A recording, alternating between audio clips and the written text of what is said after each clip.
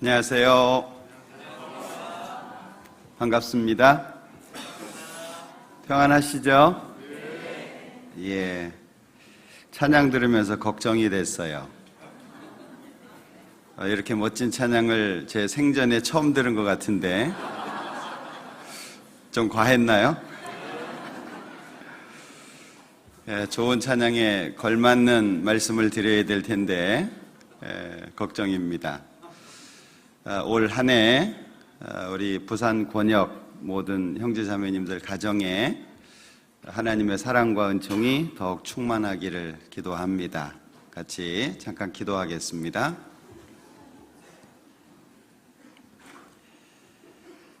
우리를 사랑하시는 자비로우신 주님, 참으로 감사합니다.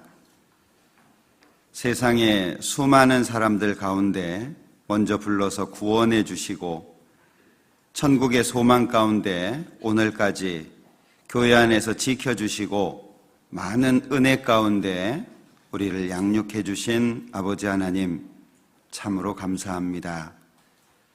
베풀어 주신 그 큰 은혜에 대해서 더욱 하나님의 뜻 가운데 살고 하나님의 마음을 시원케 하기를 소망합니다. 때로는 넘어지기도 하고 때로는 신앙 안에서 갈등하기도 하지만 주님께서 주신 그 큰 은혜 우리 마음속에 있고 그 은혜를 다시금 순종함으로 주님께 드리기를 소망합니다.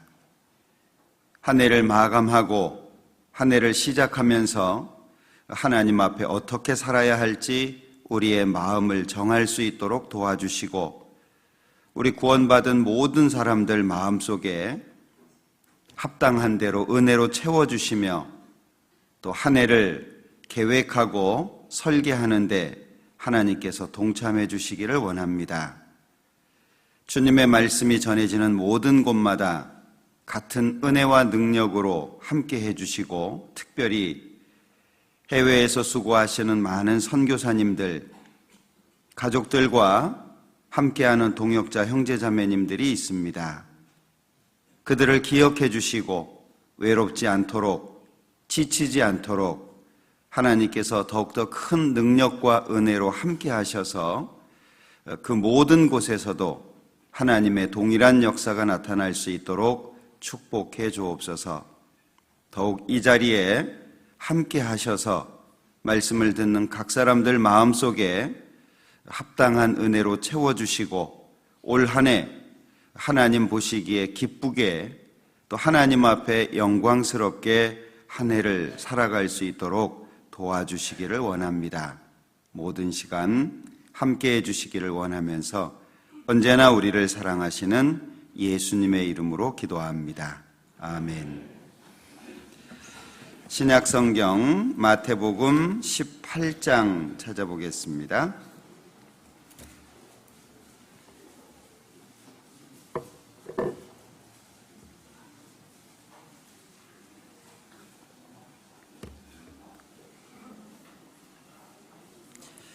마태복음 18장 21절입니다. 마태복음 18장 21절. 그때에 베드로가 나와 가로되 주여, 형제가 내게 죄를 범하면 몇 번이나 용서하여 주리이까? 7번까지 하오리이까? 예수께서 가라사대 네게 이르노니 7번뿐 아니라 70번씩 7번이라도 할지니라. 누가복음 7장도 보겠습니다.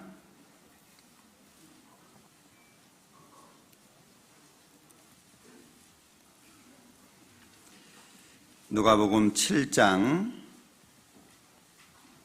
47절입니다. 누가복음 7장 47절. 이러므로 내가 네게 말하노니 저의 많은 죄가 사하여졌도다.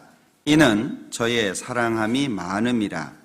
사함을 받은 일이 적은 자는 적게 사랑하느니라. 거기까지입니다.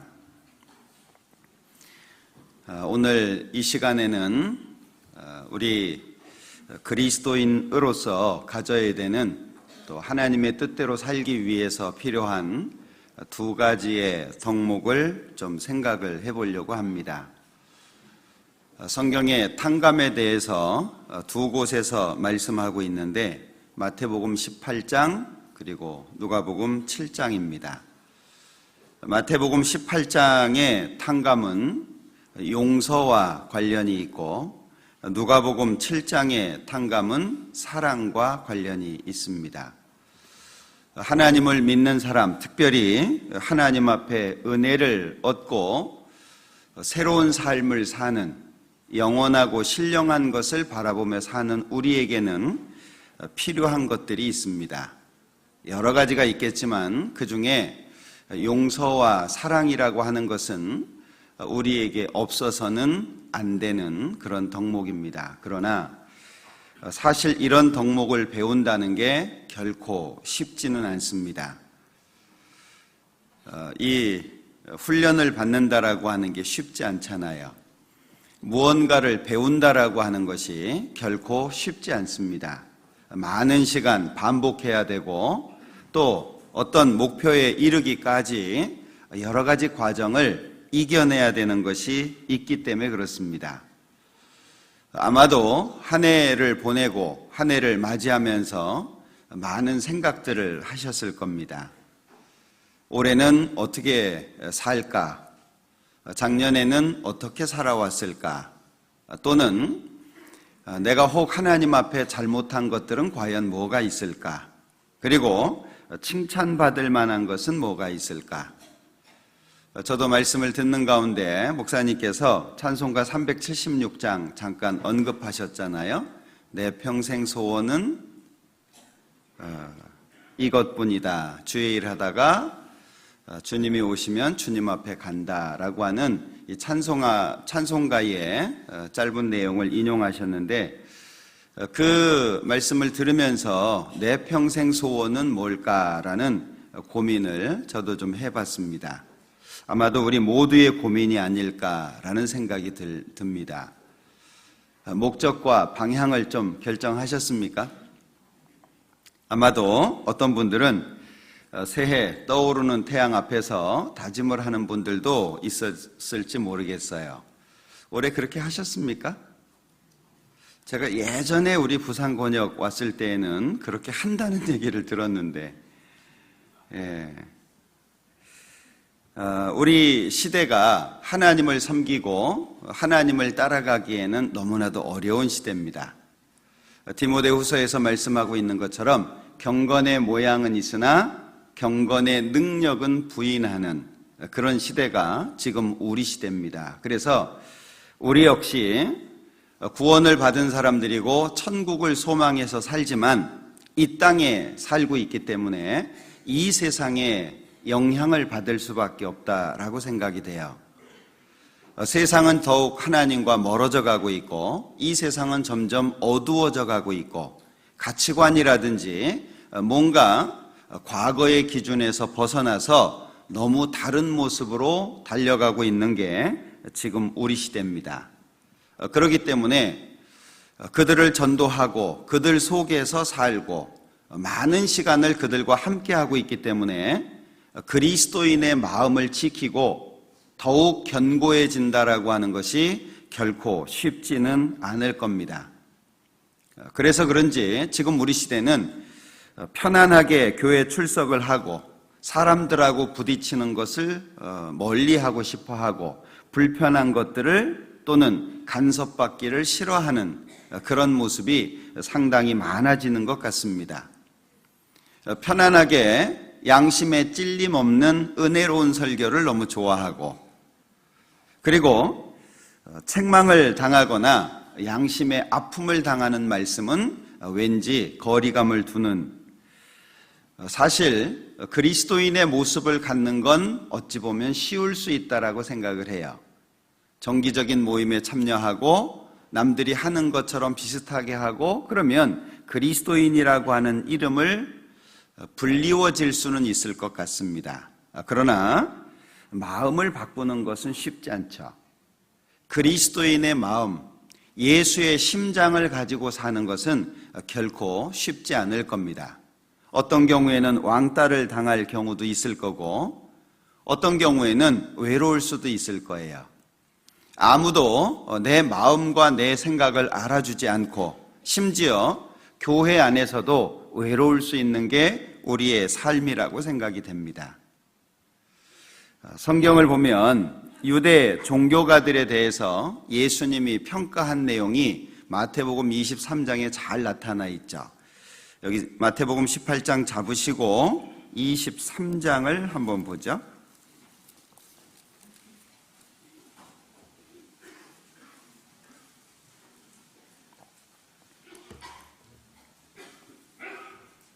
(1절입니다) 이에 예수께서 무리와 제자들에게 말씀하여 가라사대 서기관들과 바리새인들이 모세의 자리에 앉았으니. 자, 예수님께서 이 종교가들에 대해서 평가하신 것은 모세의 자리에 앉았다라고 하는 거죠. 이 모세의 자리라고 하는 것은 이스라엘 백성들을 인도했던 모세, 가장 높은 위치에 있었던 인도자이기 때문에 그들 앞서 행할 수밖에 없었습니다. 자, 그 서기관과 바리새인들이 모세의 자리에 앉았다 그랬는데 3절부터는 그 모세의 자리가 어떤 모습인지를 설명하고 있죠. 3절, 그러므로 무엇이든지 저희의 말하는 바는 행하고 지키되 저희의 하는 행위는 본받지 말라. 저희는 말만 하고 행치 아니하며. 첫 번째 특징이 말만 하고 행하지 않는다라고 하는 거죠. 4절에 또 무거운 짐을 묶어 사람의 어깨에 지우되 자기는 이것을 한 손가락으로도 움직이려 하지 아니하며. 자, 남한테는 무거운 짐을 지워 놓는데 자기는 아무것도 안 한다는 겁니다. 5절, 저희 모든 행위를 사람에게 보이고자 하여 하나님 곧 그 차는 경문을 넓게 하며 옷수를 크게 하고. 5절에 저희 모든 행위를 사람에게 보이고자 한다. 그 보이고자 하는 것 가운데 차는 경문을 넓게 하고 옷수를 크게 하고 잔치의 상석, 회당의 상좌, 시장에서 문안받는 것, 사람들에게 랍비라 칭함을 받는 걸 좋아한다. 자, 이 몇 가지를 이렇게 쭉 말씀을 하셨습니다. 결국에 예수님께서 이 종교가들에게 내린 평가는 3절에 말씀하고 있는 것처럼 그러므로 무엇이든지 저희의 말하는 바는 행하고, 말은 옳게 한다는 거죠. 그러나 저희의 하는 행위는 본받지 마라. 말하는 것은 그대로 따르고 지키는 것은 괜찮은데 저희의 행위, 하는, 살아가는 모습은 본받지 말라라고 그들의 모습을 평가하셨습니다. 만약에 내 자신이 하나님 앞에 이런 평가를 받는다면 우리는 너무나도 수치스러울 거예요. 우리 마음을 잘 들여다보면 주님을 위해서 사는 것이 부담스럽고 어려워하는 마음도 있지만 그 속을 더 들여다보면 정말 주님과 함께 살고자 하는 마음이 있어요. 그 애틋하고 주님을 사랑하고 주님과의 관계가 더욱 좋아지고 주님을 위해서 또는 주님이 기뻐하시는 모습을 위해서 살고 싶은 마음이 다 있어요. 지금 내가 잘 못 산다라고 할지라도, 하나님이 말씀하시는 것을 제대로 따라가지 못한다라고 할지라도 우리 속에 그 마음이 없는 것은 아닙니다. 그런데 문제는 그것이 반복이 되는 훈련이 필요하고 힘들지만, 어제 헌금에 대해서도 말씀하셨지만 사실 헌금을 하면서 아무 생각 없이 하나님 거니까 하나님께 이런 마음을 가지면 너무 좋지만 사실 아까워하는 마음이 담겨 있기는 해요. 더욱이 경제적으로 어려운 상황이 되면 그런 마음은 더 들어요. 그런데 저는 개인적으로 그것을 넘어서서 하는 헌금이 더 아름답다고 생각이 돼요. 좋은 마음이지만 주님 거니까 주님께 괜찮아. 뭐 하나님이 다 책임지지. 굶어 죽겠어? 죽으라 그러면 죽지 뭐. 이런 마음으로 하면 얼마나 좋겠어요. 그런데 사실 그렇게까지 되지 않는다라고 할지라도 뭔가 아깝고 뭔가 염려가 되고 걱정이 되지만 그래도 하나님의 말씀이니까 하나님 쪽으로 기울어지는 그 마음이 하나님 보시기에 얼마나 아름다울까. 아이들에게 가끔 먹고 있는 것을 좀 달라고 해봅니다. 가끔 해보시죠. 그러면 어떤 아이는 막 그냥 주는 아이가 있고, 그리고 어떤 아이는 갈등하는 아이도 있어요. 이걸 줄까 저걸 줄까. 보니까 둘 다 비슷해 보이는데 가능하면 적은 걸 주기 위해서 고민을 하는 경우도 있죠. 어떤 경우에는요, 봉지를 딱 주더라고요. 그때 제가 당황했어요. 사람의 마음이 그런 것 같아요. 하나님도 마찬가지겠죠. 저는 사내 아이가 셋이 있는데 다 이제 제대했습니다. 근데 막내가 이제 작년에 제대를 하고 알바를 했어요. 그 알바를 하고 그 알바한 돈을 가지고 형이 둘인데 큰형하고 둘째 형한테 옷하고 신발하고 모자를 하나씩 다 사줬더라고요. 한편으로 보니까 이 짓을 내가 왜 할까 이런 고민을 하는 것 같긴 해요. 왜냐하면 본인 의도는 싼 걸 사주고 싶었는데 간 곳이 백화점이었거든요. 엑소를 보고 갈등하는 모습도 봤어요. 그런데 그 사주면서 너무 기뻐하고 좋아하는, 뿌듯해하는 그 모습을 보면서 제가 그 아이를 보면서 마음속에 생각한 게 있어요. 그 아이한테는 얘기 안 했습니다. 어떤 마음을 생각했을까요? 네가 쓴 돈 이상 내가 채워줄게. 이제 채워줄 겁니다. 그 아이 통장에 보내줄 겁니다. 그건 누가 시킨 게 아니에요. 그냥 마음에 든 거예요. 그 모습을 보면서 자기가 힘들게 아깝게 뭐 새벽에 6시 반에 나가가지고 일하기는 했지만 그렇게 얻은 얼마의 돈을 가지고 형들을 위해서 쓴다는 게 너무 대견했어요. 그러니까 마음속에 걱정하지 마. 더 많이 채워줄게. 그 마음이 저도 모르게 들더라고요. 그러면서 하나님의 모습을 좀 생각해 봤어요. 우리 속에 있는 그 좋은 마음, 그것을 한 해 동안 어떻게 끌어낼까? 어떤 방법으로 끌어낼까? 그것이 우리의 숙제가 아닐까라는 생각을 해봅니다. 잠언을 한 군데 찾아보죠. 잠언 26장입니다.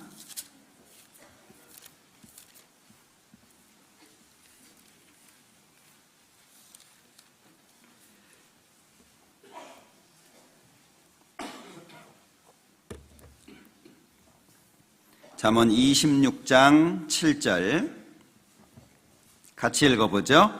저는 자의 다리는 힘없이 달렸나니 미련한 자의 입의 잠언도 그러하니라. 저는 자의 다리는 힘없이 달렸다. 보여지는 모습을 그대로 설명하신 거죠. 그러면서 미련한 자의 입의 잠언도 그러하다. 자, 힘없이 달린 다리로는 무엇을 하기가 어렵습니다. 제대로 걷는 것도 뛰는 것은 더더욱이 어렵습니다.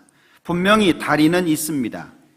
그런데 다리는 있는데 그 다리가 하는 일을 제대로 할 수 없다는 거죠. 자, 말씀을 모르는 것이 아닙니다. 여기 뒤에 미련한 자, 분명히 미련한 자하고 잠언은 잘 어울리지 않습니다. 미련한 자의 입에서는 미련한 말이 나와야 됩니다. 그런데 미련한 자의 입에서 잠언이 나오는 거예요. 교훈이 나오는 겁니다. 그런데 그 교훈은 자기 자신도 모르고 자기 자신도 행할 수 없는 잠언입니다. 자, 우리는 말씀에 대해서 많이 안다라고 자부합니다. 말씀을 듣는 것, 말씀을 읽는 것 또는 외우는 것, 우리 교회처럼 말씀에 대해서 애착을 갖고 있는 교회는 거의 없다고 생각이 돼요. 대부분 설교의 시간이 30분 이내. 미국의 이 플로리다 쪽에 그 교회가 광고를 하는 게 있는데요. 우리 교회는 설교가 8분입니다. 이렇게 광고를 합니다. 점점 짧아지는 게 추세입니다. 그리고 다양한 이벤트가 많아지는 게 추세잖아요. 그에 비해서 우리 교회는 말씀에 대한 애착이 굉장히 큽니다. 그래서 우리 교회는 말씀 중심의 교회라고 말합니다. 그러면 말씀 중심의 교회라고 하는 것이 무슨 뜻일까요? 말씀을 많이 읽고 또 배우고 알고 있다는 것을 말할까요? 아니면 그 말씀에 붙잡혀 있다는 걸 말할까요? 말씀 중심이라고 하는 교회는 말씀에 붙잡혀 있는 걸 말하는 겁니다.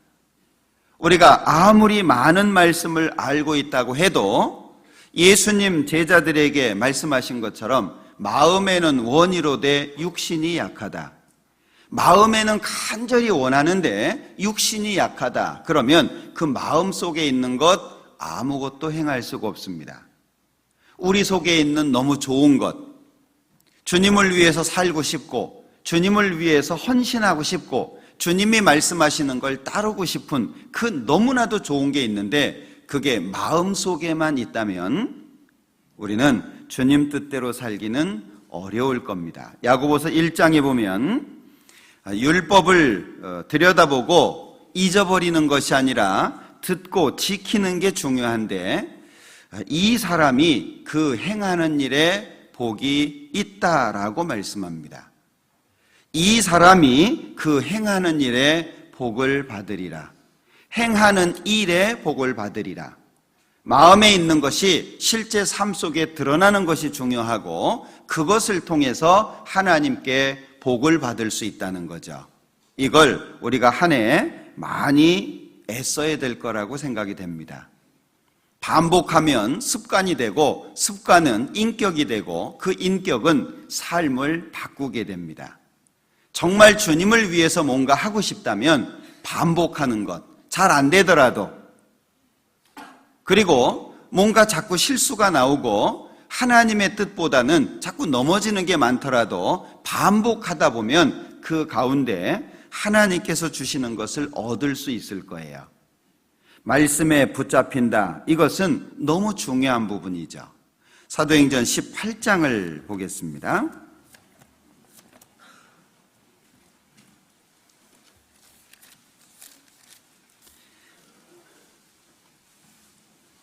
사도행전 18장 5절입니다. 실라와 디모데가 마게도냐로서 내려오매 바울이 하나님의 말씀에 붙잡혀 유대인들에게 예수는 그리스도라 밝히 증거하니. 여기 하나님의 말씀에 붙잡혀서 예수는 그리스도라고 밝히 증거했다. 말씀을 우리가 사용하는 게 아니고 말씀에 붙잡힌다라고 하는 것이 너무 중요합니다. 그러니까 고린도전서 4장 20절에도 하나님의 나라는 말에 있지 아니하고 오직 능력에 있습니다. 하나님의 나라는 말에 있는 게 아니다. 능력에 있는 거다. 어느 날 집에 갔더니 수도에서 이 수도 꼭지에 뭐 하나 껴놓잖아요. 물 이렇게 조정하는 거 껴놓잖아요. 그게 이제 잘 안 맞았어요. 그래서 제가 한번 해보려고 장비를 가지고 들이댔는데 저희 자매가 저한테 하는 말, 나오세요. 제가 하는 게 시원찮았던 모양이에요. 나도 할 수 있다고, 할 수 있는 거 아는데 나왔으면 좋겠다고. 그래서 힘없이 나왔던 기억이 납니다. 근데 나중에 보니까 제가 한 것보다 잘하더라고요. 왜 그랬을까요? 저보다 많이 해봤겠죠. 반복이라고 하는 게 정말 중요한 것 같아요. 그러니까 우리가 하나님의 말씀에 붙잡힌다, 하나님의 능력에 의해서 이끌려진다라고 하는 건 너무 중요한 것 같아요. 그래서 누가 봐도 이 사람은 그리스도인이구나, 뭔가 냄새가 나고 그 사람을 통해서 뭔가를 느낄 수 있다라고 하는 것은 그 사람 속에 있는 능력의 여하에 달려있다고 생각이 됩니다. 그래서 머리가 깎인 삼손에게는 하나님의 능력이 나타날 수 없는 것처럼 이미 그는 하나님이 떠나 있음에도 불구하고 그걸 자기 스스로 못 느꼈잖아요. 나에게 하나님께서 능력을 행하시고 나를 통해서 하나님이 나타나기 위해서는 우리가 갖춰야 되는 것들이 있다라고 하는 겁니다. 그래서 우리는 말씀을 많이 접하기 때문에 기회가 있어요. 그리고 올 한 해라고 하는 이 시간이 주어졌다는 건 더욱이 큰 은혜라고 생각됩니다. 전도서에 보면 빛은 실로 아름다운 것이라 사람이 햇빛을 보는 게 좋다고 말씀하고 있는데, 빛이 실로 아름답다. 아침에 제가 비춰지는 햇빛을 보면서 그런 기도를 했어요. 하나님, 올 한 해도 살아갈 수 있는 시간을 주셔서 감사합니다. 무엇을 원하는지 알게 해주시고 그대로 따라갈 수 있도록 힘을 주십시오라고 하는 개인적인 소망을 잠깐 생각했던 시간이 있는데, 빛이 실로 아름답죠. 이 시간을 살 수 있다라고 하는 것은 어떤 사람에게는 그렇게 갈급하고 갈망하지만 할 수 없는, 가질 수 없는 시간입니다. 병원에 누워 있다든지 또는 죽음을 앞두고 있다든지 아니면 이 세상을 떠나는 사람은 더 살고 싶지만 이 시간, 우리가 누리는 이 시간이 그들에게는 이루어지지 않습니다. 근데 우리는 그걸 누리고 있는 거죠. 빛은 실로 아름답다. 그러면 어떤 마음과 어떻게 살아야 될까?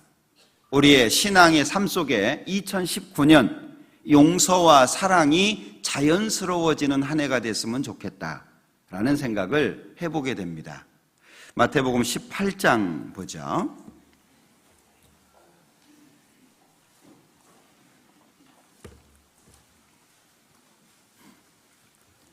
21절입니다. 그때에 베드로가 나와 가로되 주여 형제가 내게 죄를 범하면 몇 번이나 용서하여 주리이까? 7번까지 하오리이까? 어떻게 작년 한 해 다 문제 같은 거 털으셨습니까? 저는 죽음을 앞두고 있는 형제 자매님들에게 꼭 드리는 말씀이 있어요. 다 털고 가세요라는 말씀을 드립니다. 이제 잠시 뒤에 하나님 만날 텐데 마음속에 있는 응어리들 다 풀고 가십시오. 혹여 이 시간까지 누구를 미워하고 원망하고 누구 때문이라고 생각했던 일들이 있다면 다 털고 가십시오. 하나님 앞에 그 마음을 가지고 서는 것은 합당하지 않습니다 라는 얘기를 드립니다. 우리 신앙인 모두가 이 문제에 대해서 좀 더 심각하게 생각해야 될 것 같아요. 자, 사람과 사람이 있는 모든 곳에 문제가 없다는 것은 있을 수가 없습니다. 반드시 문제가 생기고 또 생기고 더 큰 문제가 생깁니다. 그러나 그 문제를 어떻게 풀어가느냐라고 하는 것이 중요하겠죠. 자, 여기 베드로가 예수님께 묻습니다. 형제가 나한테 죄를 범하면 몇 번이나 용서해 줄까요? 그런데 베드로는 7번을 언급했어요. 야, 사도가 그리고 수제자라고 불리웠던 사람이 7번이 뭐냐? 70번은 몰라도 우리는 남들에 대해서 매우 엄격한 기준을 갖죠.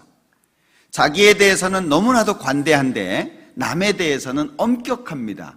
왜 저러지? 저거밖에 못하나? 아, 저럴 수가 있나? 그런데 자기가 잘못한 것은 나는 이유가 있고 나는 연약하고 나에게는 합당한 어떤 상황이 있어요. 자, 7번 과연 적을까요? 아마 작년 한 해도 많이 고민하셨을 거예요. 용서하고 싶은데 안 됩니다. 말씀을 들으면 찔려요. 이걸 가지고 계속 오는 것 자체가 안 맞습니다. 그런데 잘 안 돼요. 용서하고 싶은데 잘 안 돼요. 우리 아이들도 그러잖아요. 하나님이 나한테 주신 아이니까 잘 키워야지. 좀 말을 안 들어도 좀 못된 짓을 해도 좀 미운 것만 골라서 해도 잘해줘야지. 그러다가 그 아이 얼굴 딱 보면 어째요? 마음이 확 바뀌잖아요. 잘할 짓을 해야 잘해주지 뭐 이런 거 있잖아요. 자, 7번이 작지 않습니다.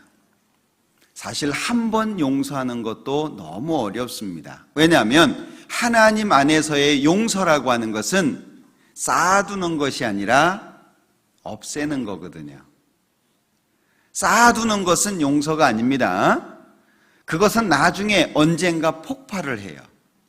우리 부모님들 자녀 훈계하듯이, 우리 어머님들 기억력 정말 좋죠. 막 1년 전 거부터 뒤집어 가지고요, 언제 이랬고 다 끄집어내잖아요. 당사자는 기억을 못하는데, 이 용서는 쌓아두는 것이 아니라 없어지는 겁니다. 내 마음속에서 없어지는 거예요. 그러니까 어렵다는 얘기죠. 자, 예수님의 답변을 한번 보죠. 22절입니다. 예수께서 가라사대 내게 이르노니 7번뿐 아니라 70번씩 7번이라도 할지니라. 70번씩 7번. 오해하시면 안 됩니다. 772 49 490번 땡, 이게 아닙니다. 여기에 보면 70번씩 7번이라도 계속 이어지고 있죠.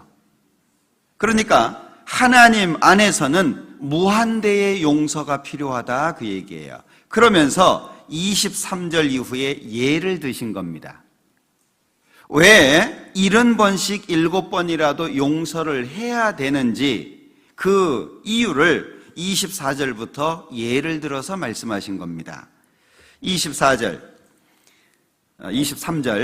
이러므로 천국은 그 종들과 회개하려 하던 어떤 임금과 같으니 회개할 때에 1만 달란트 빚진 자 하나를 데려오매 갚을 것이 없는지라. 자, 여기에 한 사람이 빚을 졌는데 1만 달란트입니다. 1만 달란트 그러니까 잘 감이 안 오죠. 달란트는 금을 잴 때 34kg의 무게를 갖고 있다고 합니다. 한 달란트가. 그게 1만 개예요. 그럼 값이 얼마일까요? 계산 안 하셔도 돼요. 잘 몰라요. 어떤 분이 계산을 하셨는데 조가 넘어갑니다. 조, 그러니까 조도 이게 잘 안 다가오죠. 우리는 뭐 몇백만 원, 몇천만 원 이래야 감이 큰데, 어쨌든 1만 달란트라고 하는 건 이 종으로서는 절대 갚을 수 없는 겁니다. 근데 빚을 진 거예요. 그런데 갚으라고 하니까 너무 그 애처로운 모습이 보여지는 겁니다. 27절에 그 종의 주인이 불쌍히 여겼다. 갚을 것이 없어서 그 고통스러워하는 그 모습을 불쌍히 여겨서 탕감을 해준 겁니다. 27절 그 종의 주인이 불쌍히 여겨 놓아보내며 그 빚을 탕감하여 주었더니, 자, 얼마나 좋은 일입니까? 이 사람에게는 너무 놀라운 충격적인 날일 겁니다.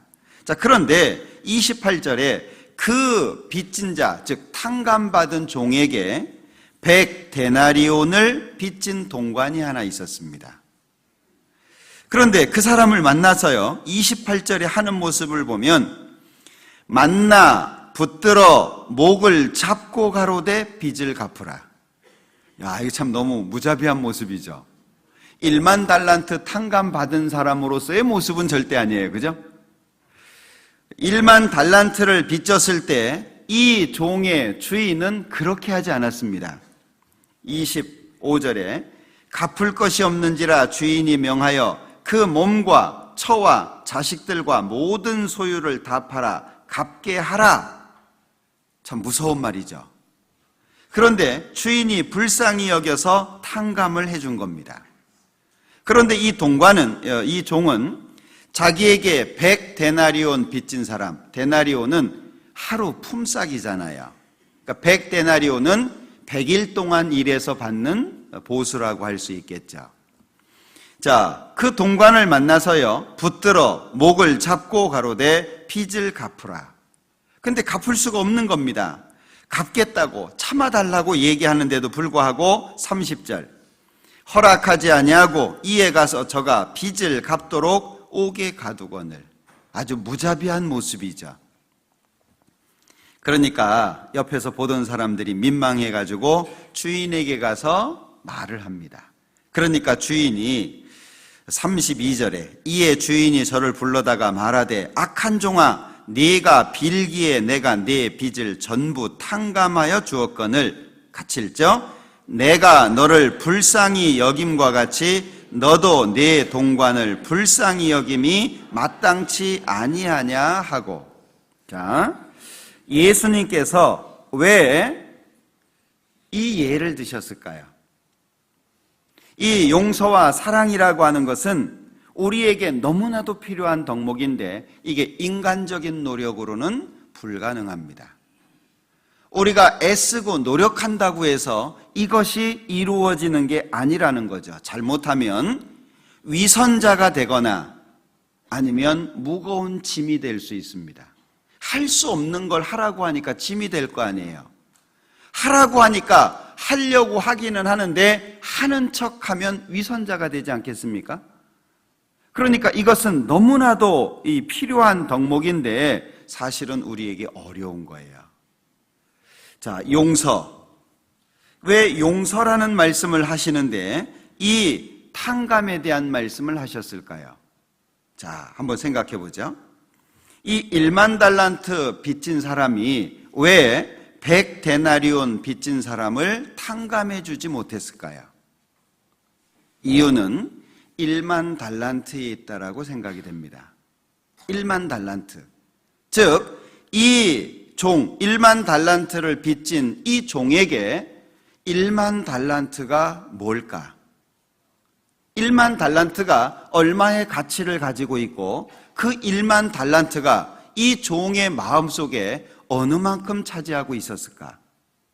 여기 갚을 것이 없어서 몸, 처, 자식들 모든 소유를 다 팔아 갚게 하라 이 말씀을 보면 아마도 주인이 이 빚진 자를 보니까 갚을 의지가 전혀 없어 보였던 것이 아닌가 싶어요.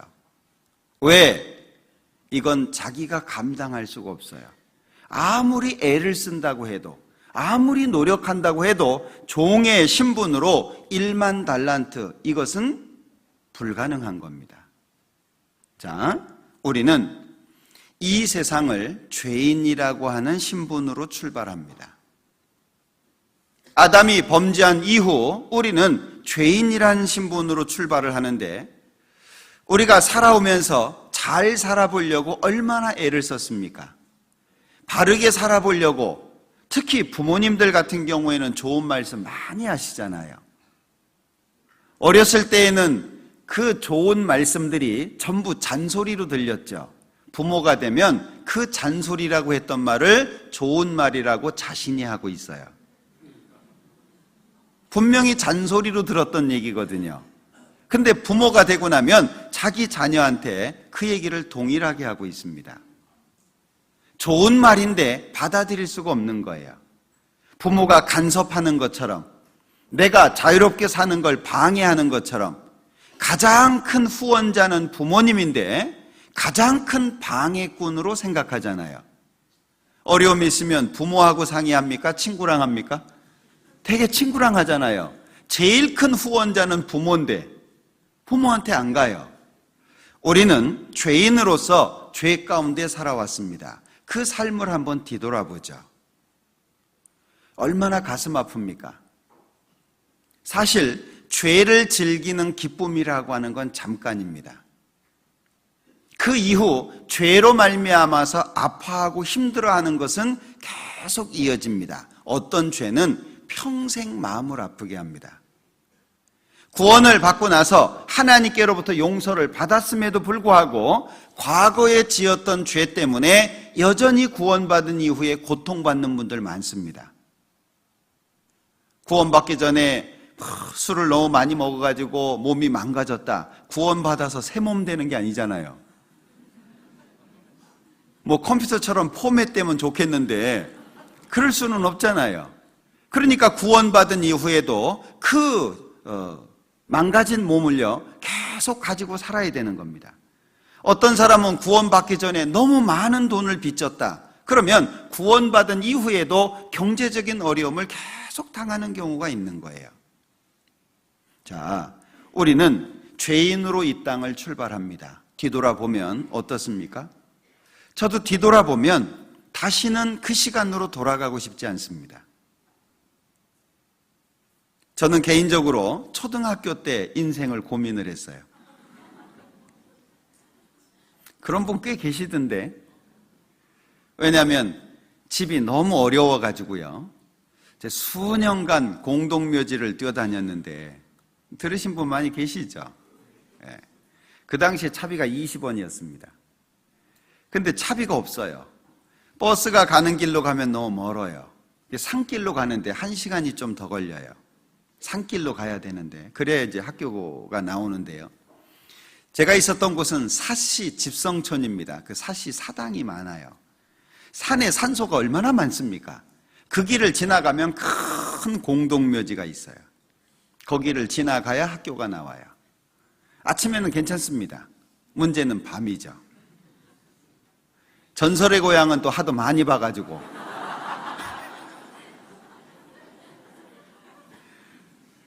공동묘지 앞에 딱 오면은요, 연례 행사가 있어요. 반드시 도시락에서 숟가락 젓가락을 빼야 됩니다. 이거 안 빼면 이게 배경음악이 돼가지고요, 얼마나 무서운지. 중간에 쉬면 못 뛰거든요. 진짜 머리가 서요. 그 느낌이, 머리가 하나하나가 다 서 있는 느낌이 들어요. 그리고 그냥 귀신이 탁 나타나면 절도를 하든지 죽든지 하면 될 텐데, 그 잡힐 듯 말 듯 하는 거 있잖아요. 집에 올 때까지. 너무 힘들어요. 예? 숟가락 젓가락 빼서 책갈피 사이에 꽂고, 가방 울러매고, 모자 뒤로 딱 돌려 쓰고, 심호흡하고 이제 뜁니다. 그럼 집에 갈 때까지 쉬면 안 되는 거예요. 집에 도착하면 원망하죠. 그러니까 돌아보면은요, 왜 나는 이런 삶을 살아야 될까 하는 원망을 많이 했던 것 같아요. 부모님에 대한 원망도 너무 컸어요. 해서는 안 되는 말이지만 제대로 키우지도 못할 거 왜 낳냐, 이런 마음이 늘 있었어요, 마음속에. 그러다가 형님의 도움으로 말씀을 듣게 됐죠. 그리고 구원을 받게 됐습니다. 구원을 받을 때 그 응어리가 풀어지는 놀라운 경험을 했어요. 참 신기하더라고요. 부모님에 대한 정이 별로 없어요, 저는. 없이 자랐어요. 그냥 부모님이에요. 무서운 분, 부모. 그리고 자식을 제대로 못 키운 분. 항상 내가 원망을 해야 되는 그런 분. 마음속에 그런 응어리가 있었거든요. 근데 구원을 딱 받자마자 그 마음이 제가 의도한 게 아닌데 그냥 녹아졌어요. 그게 정말 놀라웠습니다. 그러니까 어려서부터 인생에 대한 고민을 하게 되다 보니까 일기장을 보면 나는 누구냐, 왜 사냐, 인생은 뭐냐, 죽으면 어떻게 되는 거냐, 왜 나는 요 모양 요 꼴이지, 뭐 이런 거 있잖아요. 그것도 술에 취해가지고 어떤 거는 글씨를 못 알아봐요. 막 정신없이 쓴 거니까. 근데 그런 내용들이에요. 구원받고 나서는 일기 딱 끝났습니다. 더 이상 그런 갈등을 하지 않았어요. 뒤돌아보면 죄인으로서의 삶이라고 하는 건 내가 못 바꿔요. 너무 갈등하니까 옆에 있는 분들한테 물어봅니다. 너는 어떤 마음이냐? 근데 얘기가 안 통하는 거예요. 선생님한테 물어봐요. 주어 맞죠? 예? 선생님이 주어 박습니다. 공부나 하라고. 쓸데없는 생각하지 말고. 그런 갈등 가운데에서 시간을 보내온 거예요. 그걸 제가 어쩔 수가 없어요. 우리는 24시간 못 바꿉니다. 365일 못 바꿉니다. 삶과 죽음 바꿀 수가 없습니다. 다시 말하면 정해져 있는 틀 속에 우리는 살고 있다는 거예요. 죄인으로서 바꿀 수 없는 게 있는 거예요. 아무리 애를 써도 도저히 못 바꾸는 겁니다. 1만 달란트예요. 갚을 수가 없어요. 그런데 율법이라고 하는 그 지엄한 명령 앞에 저는 잠을 못 잤습니다. 하나님 없다고 생각했고 하나님 생각하지도 않았습니다. 제가 구원받기 전에 기도해 본 적이 없어요. 왜냐하면 필요성을 못 느꼈으니까. 아무리 물어봐도 답을 해주는 사람이 없습니다. 그래서 제 스스로 답을 내렸어요. 잘 먹고 죽은 귀신은 때깔도 곱다. 제 스스로 내린 결론이에요. 답이 없으니까. 그래서 그때부터는 제가 하고 싶은 거 다 하고 살았어요. 운동을 좋아하니까 운동복, 운동기구 싼 거는 하나도 없습니다. 제일 비싼 거, 그리고 제일 화려한 거. 그래서 막 분홍색 운동복에 빨간색 운동복에, 뭐 그때는 제가 한 64kg 정도 나갔으니까 몸매도 괜찮았고, 예. 머리도 확 깎았다가 그냥 등까지 길러가지고 파마해서 그냥 막 하고 다녔다. 이 얘기는 괜히 했네요.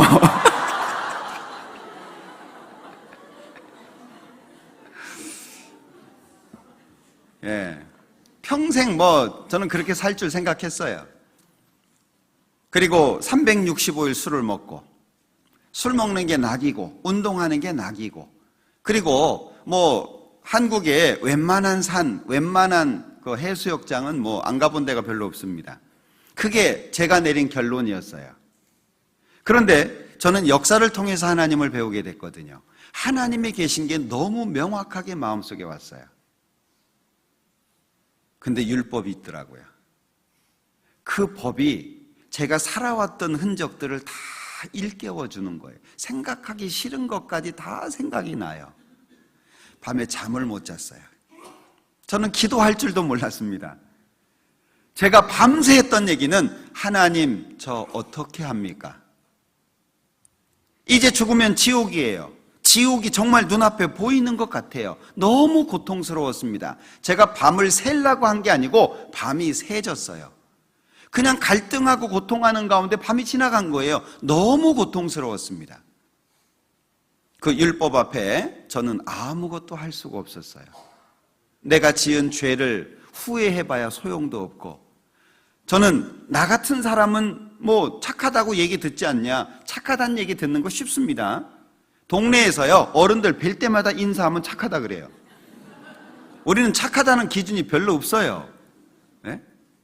그러니까 만날 때마다 안녕하세요, 건강하시죠, 반갑습니다 계속 인사하면은요, 저놈 됐어, 속도 모르고.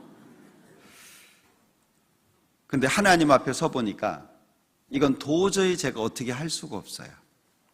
그래서 슬퍼하면서 밤을 지샜습니다. 아침에 일찍이 제 발로 찾아갔어요. 형님이 저를 전도했는데, 내가 지금 마음이 이렇다, 나 어떻게 좀 해주라. 답이 있는 것도 몰랐어요.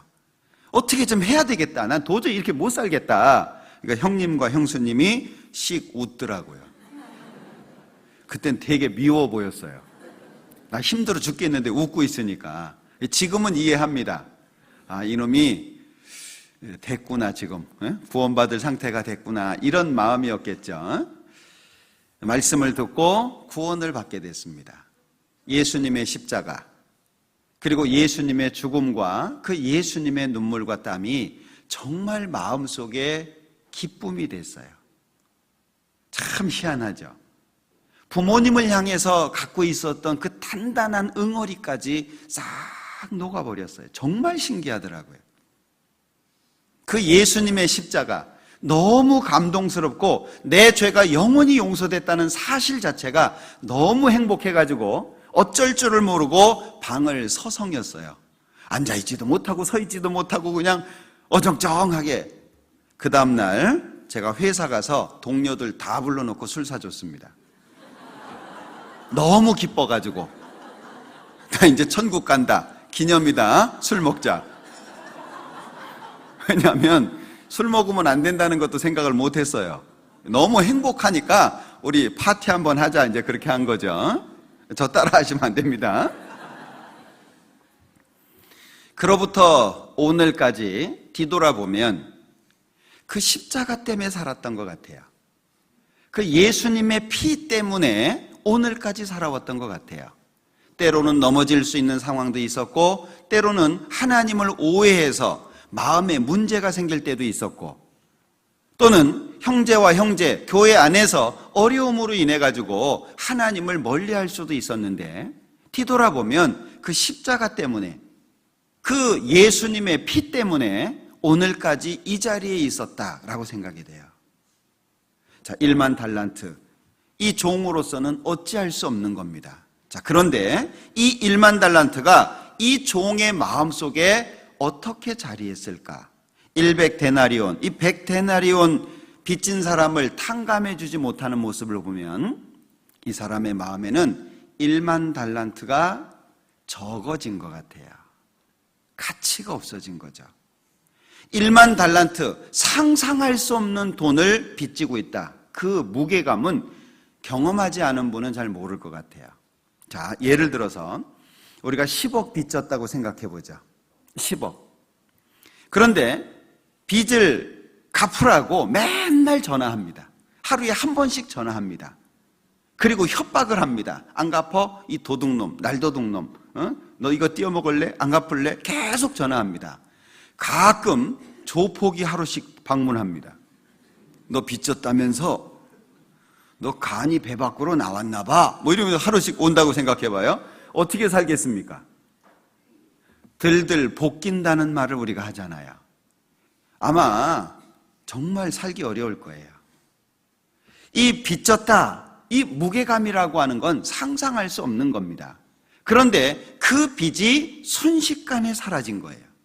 그것도 27절에 보면 주인이 불쌍히 여겨서 탕감의 이유죠. 불쌍히 여긴 거예요. 탕감해 주셨습니다.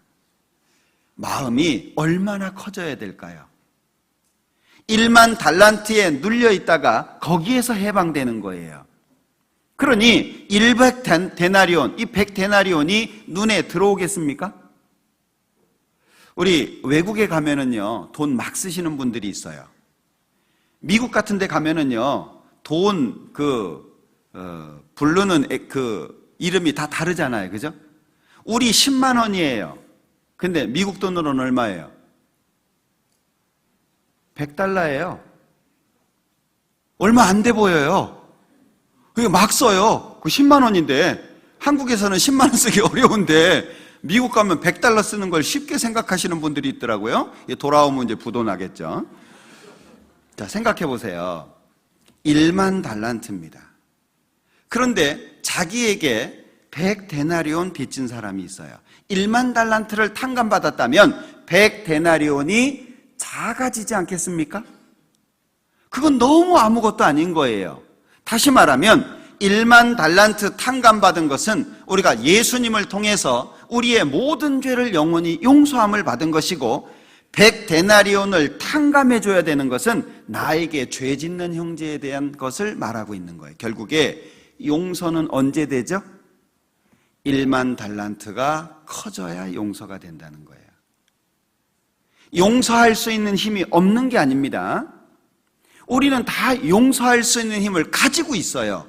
구원을 받은 것이 명확하다면, 구원받은 게 틀림없다면 우리는 충분히 용서할 수 있습니다. 좋은 마음으로, 주님의 마음으로. 그런데 1만 달란트가 마음속에 어떻게 자리하느냐. 지금 우리 시대는 예수님의 십자가가 상징이 되어가는 시대입니다. 간증을 들어도 예수님의 피가 안 나와요. 간증할 때 보면은요, 막 과거 얘기는 막 화려하게 합니다. 막 제가 왕년에 막 펄펄 날아다니고 막 돌도 씹어먹고 막 쇠도 녹이고 막 별거 다 했어요. 막 그렇게 막 1시간 막 30분 1시간 얘기하다가 구원 받았어요 이러고 끝나요. 우린 뭘 듣고 싶죠? 우리 뭐 듣고 싶어요? 그 사람의 화려한 전력을 듣고 싶습니까? 그거요 안 해도 괜찮아요. 우리 뭐 듣고 싶어요? 그 강팍했던 마음이, 하나님을 모르고 죄 가운데 살았던 그 마음이 어떤 말씀으로, 어떤 과정을 통해서 예수님의 피와 십자가가 그 마음에 박혔는지를 보고 싶은 거잖아요. 그죠? 근데 그 간증이 없어지는 거예요, 점점. 구원 받았어요. 그러면 요즘엔 또 물어보기도 힘들어요. 왜 안 나올까 봐. 이게 자연스러워져야 되거든요. 자, 외국에 갔습니다. 한국 사람 같은 사람을 만났어요. 그럼 물어보잖아요. 한국 사람입니까? 한국 사람은 딱 보면 알아요. 왜냐면 되게 굳어 있거든요, 한국 사람은.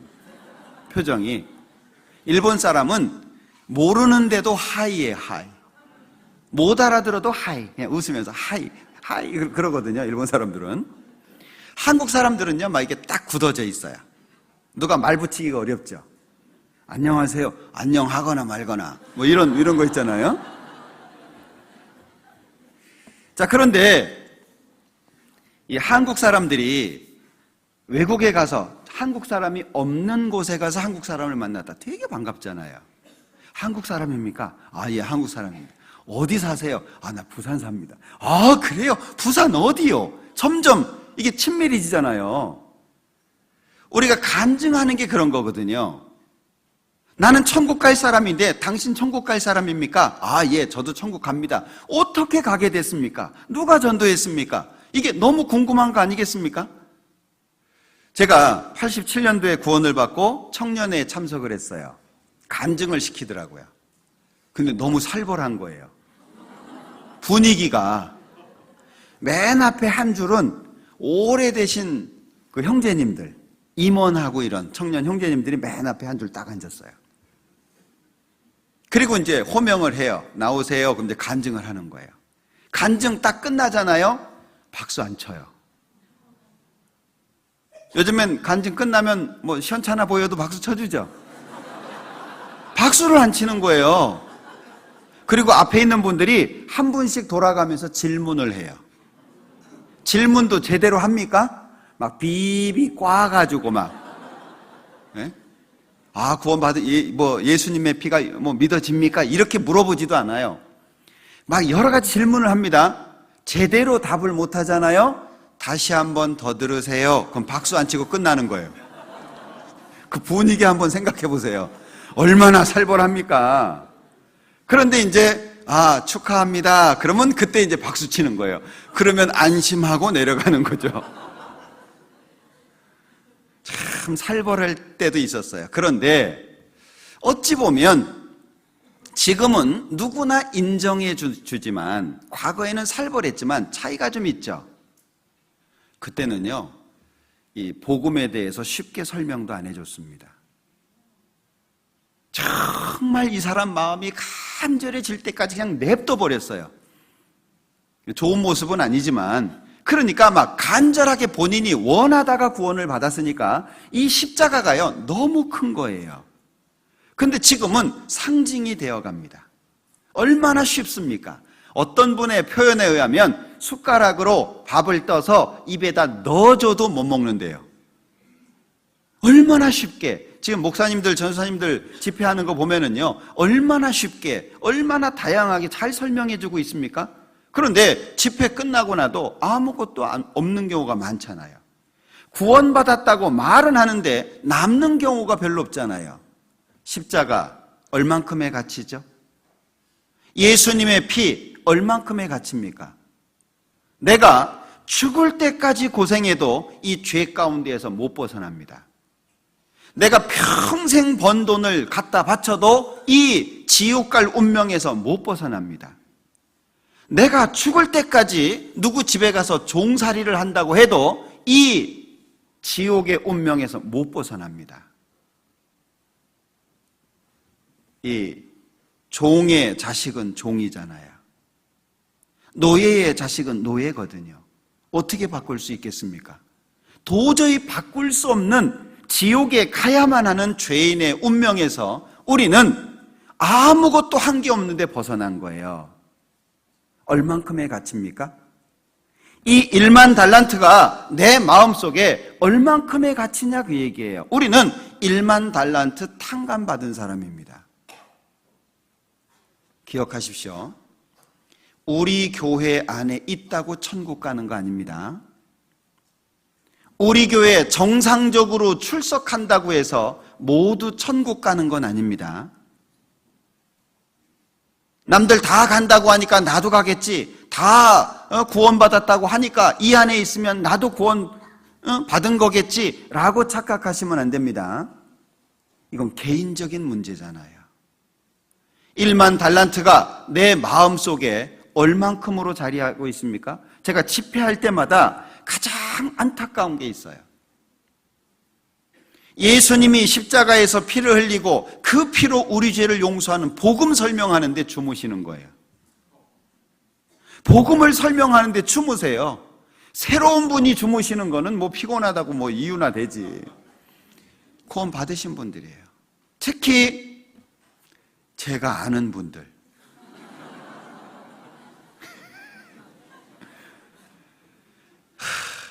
막 때려주고 싶어요. 호명해가지고 깨우고 싶어요. 심지어 어떤 분은 새로운 분 옆에다가 앉혀놓고 자기가 졸아요. 정말 가슴 아프죠. 우리 집회할 때 새로 오시는 분들 중에 좀 강팍하신 분들 있잖아요. 강사 눈에 안 보이는 자리에 앉히세요. 가능하면. 예? 또 이제 그냥 막 이분 막 어떻게든 왔다고 제일 잘 보이는 자리에 딱 앉히잖아요. 졸죠. 예? 그리고 딴짓하죠. 가끔 또 비웃으면서 피식피식 웃죠. 그러면요 강사 열받습니다. 예? 그러면 그 사람 설득시키느라고 집회가 잘 안 돼요. 아니 그렇더라고요. 해보니까 이 사람이 잘 못 알아듣는 것 같으니까는요 자꾸 또 한 얘기 또 하고 또 하고 또 하고 그래요. 잘 보이는 자리에는요 이렇게 잘 듣는 분들, 반응 잘 하시는 분들을 앉혀주세요. 그래야 집회 분위기가 좋아요. 네? 꼭 그 잘 보이는 자리에 조는 분 막 이런 분들 앉혀놓으면은요 집회할 때 답답합니다. 자, 어찌됐든 1만 달란트가 내 마음속에 얼만큼의 가치입니까? 그 가치가 제대로 잡혀 있으면 100데나리온은 아무것도 아니에요. 지옥 갈 내가 구원을 받고 지옥 갈 내가 용서를 받았는데 용서 못 받을 사람이 어디 있습니까? 그러니까 전도를 하고 잃어진 영혼을 불쌍히 여길 수 있는 마음은 어디서부터 오죠? 내가 용서받은 게 크면서 오는 거예요. 나 같은 죄인 살리신 겁니다. 찬송가 405장이잖아요. 나 같은 사람이 구원을 받았는데 용서를 받았는데 용서 못 받을 사람이 어디 있어요? 그러니까 보면 불쌍한 거예요. 이 사람 듣기만 하면 되는데 나도 들어서 됐으니까 이 사람 듣기만 하면 되는데 그런데 이 1만 달란트가 상징이 되면 내 마음이 식습니다. 내 마음이 차가워지면 다른 사람 영혼에 대해서 관심이 없어요. 그리고 나면 그것으로 끝나는 게 아닙니다. 내 마음에 하나님 것이 적어지게 되면은요 세상 것이 그때부터 들어옵니다. 저 구원받았을 당시 감히 백화점 못 갔습니다. 오래되신 분들 기억하시죠? 구원받은 사람이 감히 백화점을 가? 꿈도 못 꿨던 얘기입니다.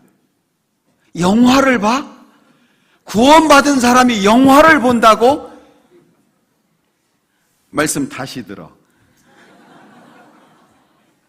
기준이 엄격했을 때가 있었어요.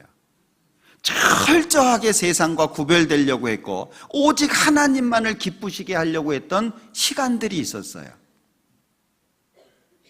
근데 지금은 아이 뭐 영화 배우지 우리 형제님도 있어. 아이 팔아줘야지. 그리고 봐요. 자연스러워졌어요. 구원받은 게 죄냐? 아니 구원받았다고 해서 왜 누릴 수 있는 걸 못 누리냐? 자연스러워졌어요. 명품도 자연스러워졌고 뭔가 세상 사람들이 즐기는 것들이 자연스러워졌어요. 그래도 점심 먹고 커피는 한 잔 들고 가야지. 스탁, 억스 뭐 이런 거.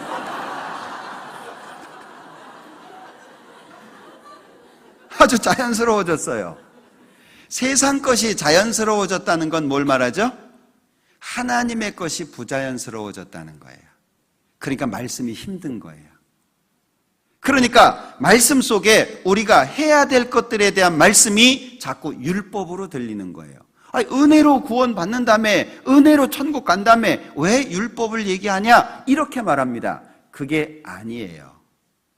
은혜로 구원을 받아서 하나님의 자녀가 되고 하나님의 자녀가 된 사람은 자녀로서 주님을 기쁘시게 하는 거예요. 그러니까 우리가 자녀로서 해야 될 것들을 배우는 겁니다. 그런데 이게 결코 쉽지 않아요. 이미 알고 있다고 하는 사람을 가르치는 게 쉽지 않습니다. 이 외국어도요, 제일 좋은 때가 중학생 때입니다. 중학생 때 외국에 가면 그 나라 말도 원어민처럼 하고, 그리고 한국말도 잊어버리지 않아요. 근데 너무 어린 나이에 가면 한국말을 잊어버려요. 그 나라 말은 잘하는데. 그런데 고등학교 이상의 나이로 가잖아요. 한국말은 안 잊어버리는데 그 나라 발음이 잘 안 나와요. 말이라고 하는 게 지식도 마찬가지거든요. 모르는 사람 가르치는 건 쉬워요. 이미 알고 있다고 하는 사람은요, 안 들어갑니다. 그래서 구원받은 지 오래되신 분들이 1만 달란트를 잃어버리는 거예요. 구원받아서 시간이 지날수록 1만 달란트가 더 커지고 더 가치가 있어야 되는데, 시간이 지날수록 이미 들은 얘기, 집회도요, 다 알아요.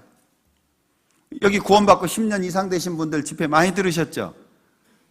다 알아요, 다. 그 다음에 뭔 얘기할까 알아요. 그래서 전도하면서 오늘 집회 가면 목사님이 이런 얘기 해줄 거예요. 자기가 다 얘기해요. 그리고 앉아서 졸죠. 왜요? 이미 아는 거니까 신선함이 떨어졌어요. 부부 사이에 시간이 지나면 권태기가 오죠. 왜요? 너무 익숙해졌어요.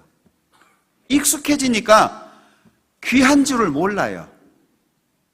저희 장인어른께서요, 평생 놀다 가신 분이에요.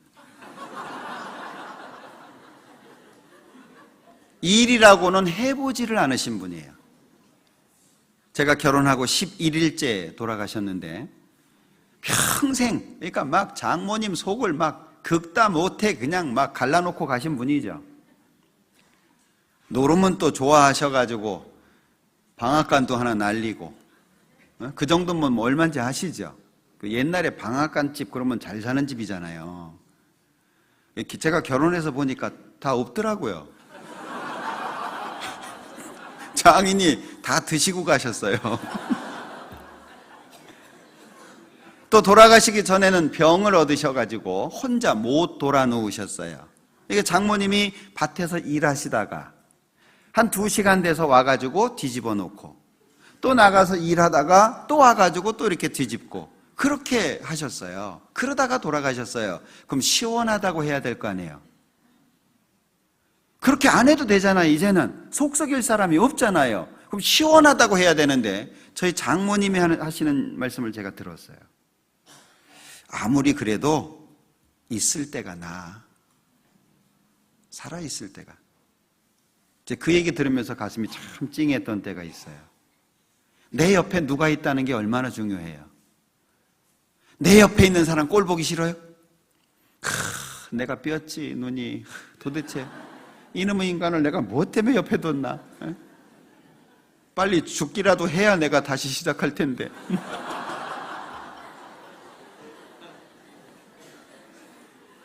내 옆에 그 사람이 있어서 행복하신 거 아십니까?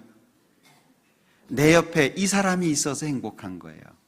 이 사람이 있기 때문에 내가 그런 생각도 하는 거예요. 이 사람 없으면은요, 그런 생각 못 합니다. 예수님 십자가가 그런 거예요. 시간이 지나가면서 익숙해졌어요. 이미 아는 거, 이미 갖고 있는 거.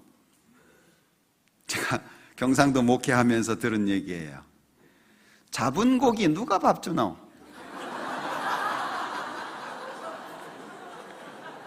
처음엔 제가 그게 뭔 얘기인지 못 알아들었어요. 아니, 형제님이 고기 잡아다 놨나 그랬는데, 이미 결혼해가지고 내 옆에 있는 이 사람인데, 이제 고기예요. 잡아놓은 고기예요. 밥 누가 주냐? 신경 안 써도 된다, 이제 그런. 잡은 고기 밥 안 주면 죽습니다. 십자가가 상징이 되면 안 돼요. 날마다 새로워져야 되지 않겠습니까? 예수님과 나와의 관계는 날마다 새로워져야 되잖아요.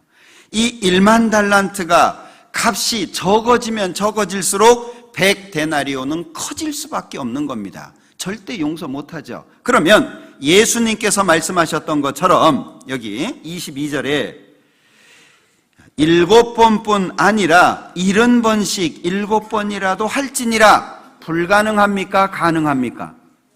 가능한 거예요. 불가능한 게 아니에요. 수없이 죄를 지어도요, 그 죄를 용서할 수 있는 마음이 우리 속에 있는 거예요. 없는 걸 하라는 게 아니고 있으니까 하라는 거예요. 무엇으로? 1만 달란트 탕감된 것으로.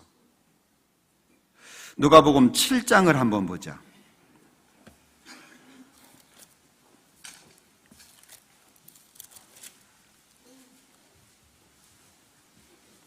자, 누가복음 7장 36절입니다. 한 바리새인이 예수께 자기와 함께 잡수시기를 청하니 이에 바리새인의 집에 들어가 앉으셨을 때에 그 동네에 죄인인 한 여자가 있어 예수께서 바리새인의 집에 앉으셨음을 알고 향유 담은 옥합을 가지고 와서 예수의 뒤로 그 발 곁에 서서 울며 눈물로 그 발을 적시고 자기 머리털로 씻고 그 발에 입 맞추고 향유를 부으니. 자, 마태복음 18장의 탕감은 용서와 관련이 있는 겁니다. 용서, 진정한 용서는 내가 받은 용서가 클 때 가능해진다. 그걸 비유로 말씀해 주신 거예요. 용서 받을 수 없는 내가 용서를 받았으니 누구 용서 못 해주겠냐, 그런 거죠. 그게 1만 달란트 비유입니다. 그런데 여기 누가복음 7장의 탕감에 대한 것은 사랑과 관련이 있는 겁니다. 여기에 한 바리새인이 예수님을 집에 초청합니다. 그런데 그 사실을 알고 37절에 그 동네에 아주 유명한 죄인인 여자 하나가 있었습니다. 이 여자가 향유를 담은 옥합을 가지고 와서 예수님 뒤에 서가지고요, 우는 거예요. 눈물로 그 발을 적시고 자기 머리털로 씻고 그 발에 입 맞추고 향유를 붓습니다. 자, 그러니까 이 예수님을 청했던 바리새인이 보고 마음에 문제가 된 거예요. 39절, 예수를 청한 바리새인이 이것을 보고 마음에 이르되 이 사람이 만일 선지자더면 자기를 만지는 이 여자가 누구며 어떠한 자 곧 죄인인 줄을 알았으리라 하거늘. 마음속에 생각한 거죠. 죄인이 만지는데 가만히 계시네. 이분이 선지자라면 이 여자가 죄인이라는 거 알 텐데 라는 생각을 한 거예요. 이스라엘 사람들은 죄인하고 손잡는 거 불가능합니다. 죄인하고 같이 있는 거 불가능합니다. 죄인하고 같이 식사하는 거 상상할 수 없습니다. 왜? 그 죄가 옮겨온다고 생각하기 때문에 가능하면 죄인하고 멀리 있으려고 하는 거예요. 그러니까 사마리아 여인이 예수님께서 물 좀 달라 하니까 당신 유대인인데 유대인으로서 사마리아 여자 나한테 물 좀 달라고 합니까? 라고 얘기하잖아요. 죄인하고는 가까이 하지 않으려고 하는 겁니다. 그러니까 이 바리새인이요, 예수님에 대해서 마음에 문제가 된 거죠. 그러니까 예수님께서 아셨어요. 자, 예수께서 대답하여 가라사대 시몬아 내가 네게 이를 말이 있다 하시니 저가 가로되 선생님 말씀하소서. 가라사대 빚주는 사람에게 빚진 자가 둘이 있어 하나는 500데나리온을 졌고 하나는 50데나리온을 졌는데 갚을 것이 없으므로 둘 다 탕감하여 주었더니 둘 중에 누가 저를 더 사랑하겠느냐. 시몬이 대답하여 가로되 제 생각에는 많이 탕감을 받은 자니이다. 자, 둘 다 탕감받았습니다. 500데나리온, 50데나리온. 물론 차이가 있죠. 둘 다 탕감을 받았어요. 자, 그런데 어떤 사람이 탕감해준 주인을 더 사랑하겠냐. 그러니까 이 바리새인이 이름이 시몬인 것 같아요. 많이 탕감받은 자입니다. 그러니까 예수님께서 네 판단이 옳다. 자, 44절에 여자를 돌아보시며 시몬에게 이르시되 이 여자를 보느냐? 내가 네 집에 들어오매 너는 내게 발 씻을 물도 주지 아니하였으되 이 여자는 눈물로 내 발을 적시고 그 머리털로 씻었으며. 자, 이 여자가 행한 것과 시몬 바리새인이 행한 것을 비교하면서 말씀하시는 겁니다. 자, 너는 내게 발 씻을 물도 주지 않았다. 자, 이걸 보면은요, 이 바리새인 시몬이 예수님을 어느 정도로 생각했는지를 알 수 있을 것 같아요. 예수님을 선지자라고 알려져 있으니까, 유명한 분이니까 좀 뛰어나구나 생각했던 것 같아요. 근데 왜 발 씻을 물도 안 줄까요? 보통 이스라엘 사람들은 손님이 오면 물을 내줍니다. 그리고 발을 씻어주기도 합니다. 근데 발 씻을 물도 주지 않은 거예요. 그런데 이 여자는 눈물로 발을 적시고 머리털로 씻고 있습니다. 45절, 너는 내게 입맞추지 아니하였으되 저는 내가 들어올 때로부터 내 발에 입맞추기를 그치지 아니하였으며. 입맞추지 않았다. 이 예수님을 초청하기는 했지만 마음속에 존경심이 없었던 것 같아요. 입맞추지도 않은 겁니다. 내가 바리새인이다. 나도 꽤 한다. 나도 어느 정도 해. 그런데 당신은 내가 보니까 나보다 조금 낫긴 한 것 같아. 존경심이 없는 거예요. 우리 말씀 중심의 교회입니다. 설교하시는 분들 위해서 기도 많이 해주세요. 설교하시는 분들을 위해서요, 매일매일 기도하시는 분들이 있다는 걸 압니다. 저도 그런 얘기 듣거든요. 목사님 이름 부르면서 제가 기도하고 있습니다. 그런 분들이 있어요. 기도 많이 해주세요. 말씀 중심의 교회에서 말씀의 깊이가 떨어지면 어떻게 하죠? 그러면 그걸 먹어야 되는 여러분들이 문제가 생겨요. 집에 자매님들요, 맛있는 거 있으면 꼭 같이 가서 드셔보세요. 어디 가서 먹었더니 맛있다 그러면 아내 데리고 자매님 데리고요 한번 꼭 가보세요. 같이 먹어보면, 맨날 집에서 반찬 못한다고 탓하지 말고 뭘 먹어봤어야지 맛있게 하죠. 네? 아내가 반찬을 맛있게 못하면 그걸 먹어야 되는 자신이 고통스러울 거 아니에요. 아내가 반찬을 맛있게 하면 먹는 자기가 좋잖아요. 그죠? 설교하시는 분들을 위해서 기도 많이 해주세요. 그리고 마음속으로부터 존경할 수 있도록 기도하셔야 됩니다. 네? 우리는 함께 교제하다가 어떤 분을 추천해가지고 전도사로 세우고, 그리고 그분이 교육을 받고 전도하고 훈련 받는 가운데 나중에 안수를 받잖아요. 이번에도 28분이 안수를 받으셨는데 기도 많이 해주세요. 그리고 마음속으로부터 존경하시고 그를 따르려고 해주세요. 그래야 하나님으로부터 복을 받기가 쉽습니다. 전도인의 마음이 하나님 앞에 딱 맞춰져 있지 않으면 설교 준비 어렵습니다. 여러 가지 갈등으로 인해서 마음이 무거워지면 설교 준비 제대로 안 됩니다. 제가 해보니까 그래요. 고민거리가 있고 갈등이 있고 뭔가 형제 자매님들로부터 어려움이 있고 막 이러면은요, 그러면 준비가 안 돼요. 맨날 야단치는 소리나 해대고 우리 목사님은 잔소리만 해대고 이러면은요, 설교 준비할 때 잔소리 없는 게 뭐지 이걸 찾아요. 또 잔소리 한다고 할 거니까 설교를 골라서 준비하게 되더라니까요. 기도하면서 하나님께로부터 받으려고 하는 것보다 형제 자매님들이 좋아할 만한 걸 찾고 있는 제 모습이 보이는 거예요. 이 말씀을 하고 싶은, 이거 하면 잔소리라고 할 텐데, 그럼 빼요. 그럼 누구 손해예요? 듣는 분들 손해죠.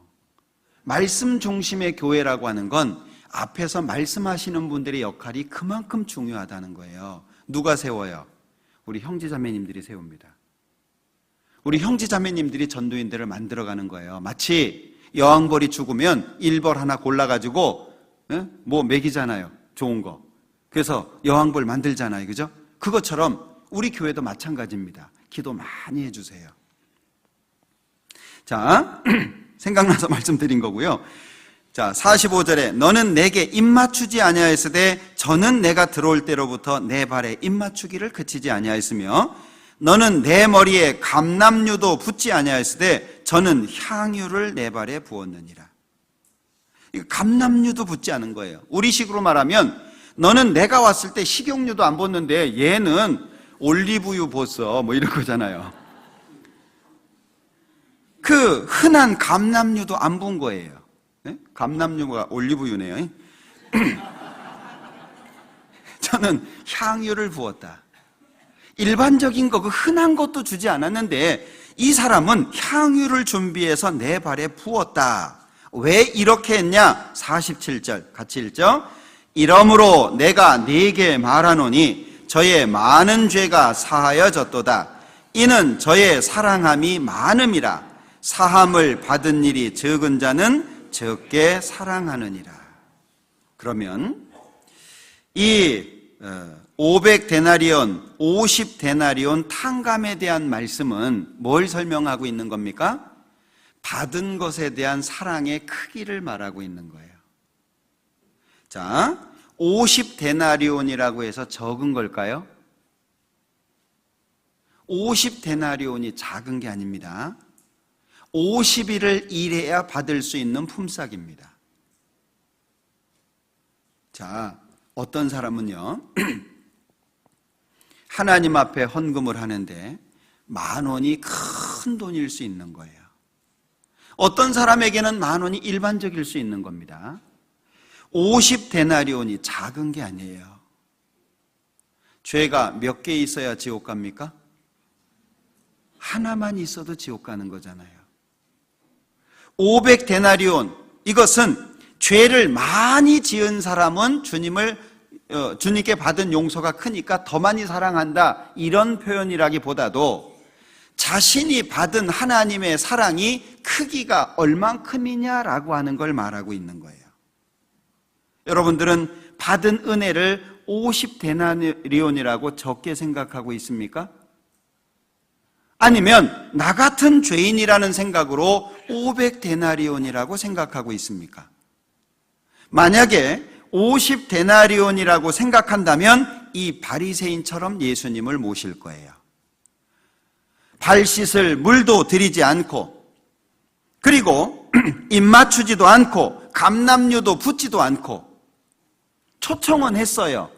집에 식사하자고 초청은 했습니다. 그러나 그 이상의 것은 하지 않는 거예요. 주님을 나의 주라고 인정하기는 합니다. 그러나 삶 속에 주님을 구체적으로 섬겨야 될 것은 하지 않습니다. 아침에 일어나서 기도를 하고, 기도라고 하는 것이 꼭 내가 원하는 것을 하나님께 구하는 것만이 아니잖아요. 우리 옛날에는 문안 인사를 했습니다. 아침에 일어나면 어르신께 문안 인사를 합니다. 평안히 주무셨습니까? 혹시 불편한 거 없으셨습니까? 혹시 더 필요한 거 없으십니까? 문안 인사를 했어요. 집을 나갔다가 들어오면 반드시 문안 인사를 드렸습니다. 집을 나가기 전에도 반드시 문안 인사를 드렸습니다. 우리 옛날에 그랬잖아요. 그 동몽선습이라고 하는 책에 보면 그런 얘기 다 나오거든요. 나가기 전에 아버님, 어머님 어디 좀 다녀오겠습니다. 다녀오고 나서는 다녀왔습니다. 그 부모와 자식의 그 긴밀한 관계 있잖아요. 그죠? 얼마나 무난하십니까? 내가 살아가는 모든 삶 속에 나를 구원해 주신 예수님과 나의 하나님께 계속 무난합니까? 아침에 일어나서 기도하고, 저녁에 잠자기 전에 기도하고, 잘 먹겠습니다, 밥 먹을 때 기도하고, 그것으로 끝은 아니잖아요. 주무시기 전에 얼만큼의 기도를 하십니까? 여기 이는 저의 사랑함이 많음이라. 자, 우리 엄마들 자식 키울 때 보면 불가사의 할 때가 참 많죠. 우리 어머님들 참 대단하신 것 같아요. 아버지들이 좀 배우긴 해야 돼요. 엄마들 보면은요, 하루 종일 그 아이하고 씨름하잖아요. 그죠? 되게 시골에 부모님 댁에 가면은요, 할아버지들은 손주들 왔냐? 그리고 한번 딱 안았다가 탁 놓으면 갈 때까지 끝이에요. 할머니들은요, 계속 끌어안고 업고 다니고 막 그 아이하고, 이 엄마라고 하는 존재가 정말 특별한 것 같아요. 그 아이하고 하루 종일, 그리고 그 아이가 필요한 것을 또 채워주고, 남편이 필요한 것도 또 채워주고, 가정에 해야 될 것도 또 하고, 교회 와가지고 또 봉사하고 갔는데 또 집에 가서 일하고. 대부분 우리 자매님들 세탁기를 밤에 돌리시더라고요. 시간이 별로 없으니까. 참 대단하신 것 같아요. 이 여자가 왜 이렇게 했냐? 사랑함이 많습니다. 주님을 사랑하는 마음이 큰 거예요. 그러니까 눈물 흘리는 거 자연스럽습니다. 머리카락으로 발을 닦는 거 자연스럽습니다. 입 맞추는 거 자연스럽습니다. 그리고 향유를 붓는 거 자연스럽습니다. 우리의 삶 속에 예수님을 주라고, 나를 구원해 주셨다고, 내 죄를 용서해 주셨다고 끝날 게 아니라 그 이후 어떻게 해야 됩니까? 아이는 엄마 뱃속에 있는 것보다 엄마 뱃속을 나와서부터가 더 힘들잖아요. 그래서 엄마들 힘들 때 얘기하시죠? 아이고, 속에 담고 다닐 때가 더 낫다. 나오면 더 힘들잖아요. 손이 더 갑니다. 아이가 성장해 갈수록 부모의 손이 더 필요하잖아요. 가만히 누워있을 때는요, 눕혀놓기만 하면 돼요. 근데 기어다닐 때는요, 계속 끄집어 와야 되잖아요. 예? 크면 클수록 더 힘들어요. 구원 받았습니다. 구원 받고 나서가 사실 더 힘들지 않습니까? 구원 받고 나서 주님을 섬기는 것이 수고가 당연한 거예요. 주님께 문안하고, 주님께 발 씻을 물을 드리고, 눈물을 흘리고, 머리카락으로 닦고, 향유를 붓고, 이게 우리의 삶 속에 자연스러운 거예요. 그런데 무엇을 한다라고 하는 게 왜 짐이 될까요? 이게 50데나리온이 되면 힘들어지는 거예요. 나 같은 죄인이라고 생각하면 못할 게 없는 거예요. 그런데 남들 다 구원해 주시는데 뭐 여러 구원하는데 그중에 뭐 나 껴서 구원받았는데 이러면요, 뭐 하라는 게 힘든 거예요. 헌금? 나 먹고 살 것도 없는데 뭔 헌금이냐. 그 있는 사람, 잘 사는 사람이나 해야지. 저는 개인적으로 주일날 봉투가 제 방에 여러 개가 있어요. 일부러 제가 갖다 놓거든요. 그리고 주일날 되면 꼭 10,000원씩 감사헌금을 넣습니다. 큰 액수는 아닙니다. 그러나 제 마음속에 하나님께서 나를 지켜주시고 함께 하시는데 내가 주일날 말씀 앞에 나오면서 이런 준비도 안 하면 될까? 그래서 꼭 10,000원씩, 제가 어디 설교 갔다가 빠질 경우에는 설교 간 거 빠진 주까지 포함해서 넣어서 헌금을 합니다. 매주에. 마음이 달라요. 마음이. 나는 주님을 위해서 뭘 하려고 하십니까? 우리 자녀들에게요, 부모는 자꾸 주려고 하잖아요. 요즘에 뭐 잘 안 받으려고 하시죠? 이런 거 사먹는 게 낫다고, 뭐 주지 말라고, 싸지 말라고, 이거 집만 된다고 막 이러지만 부모는 어때요? 안 쌌다고, 조금 쌌다고, 괜찮다고, 이제 안 넣어. 근데 와보면 다 있어요. 어디다가 넣으셨는지. 부모 마음이잖아요. 그죠? 자, 그 사랑을 받고 사는 사람은요, 나중에 자기 자녀한테 똑같이 그렇게 합니다. 자기가 받았거든요. 우리 받았습니다. 주님께 뭘 드릴까요? 1년 동안 내가 무엇을 드리려고 작정하셨습니까?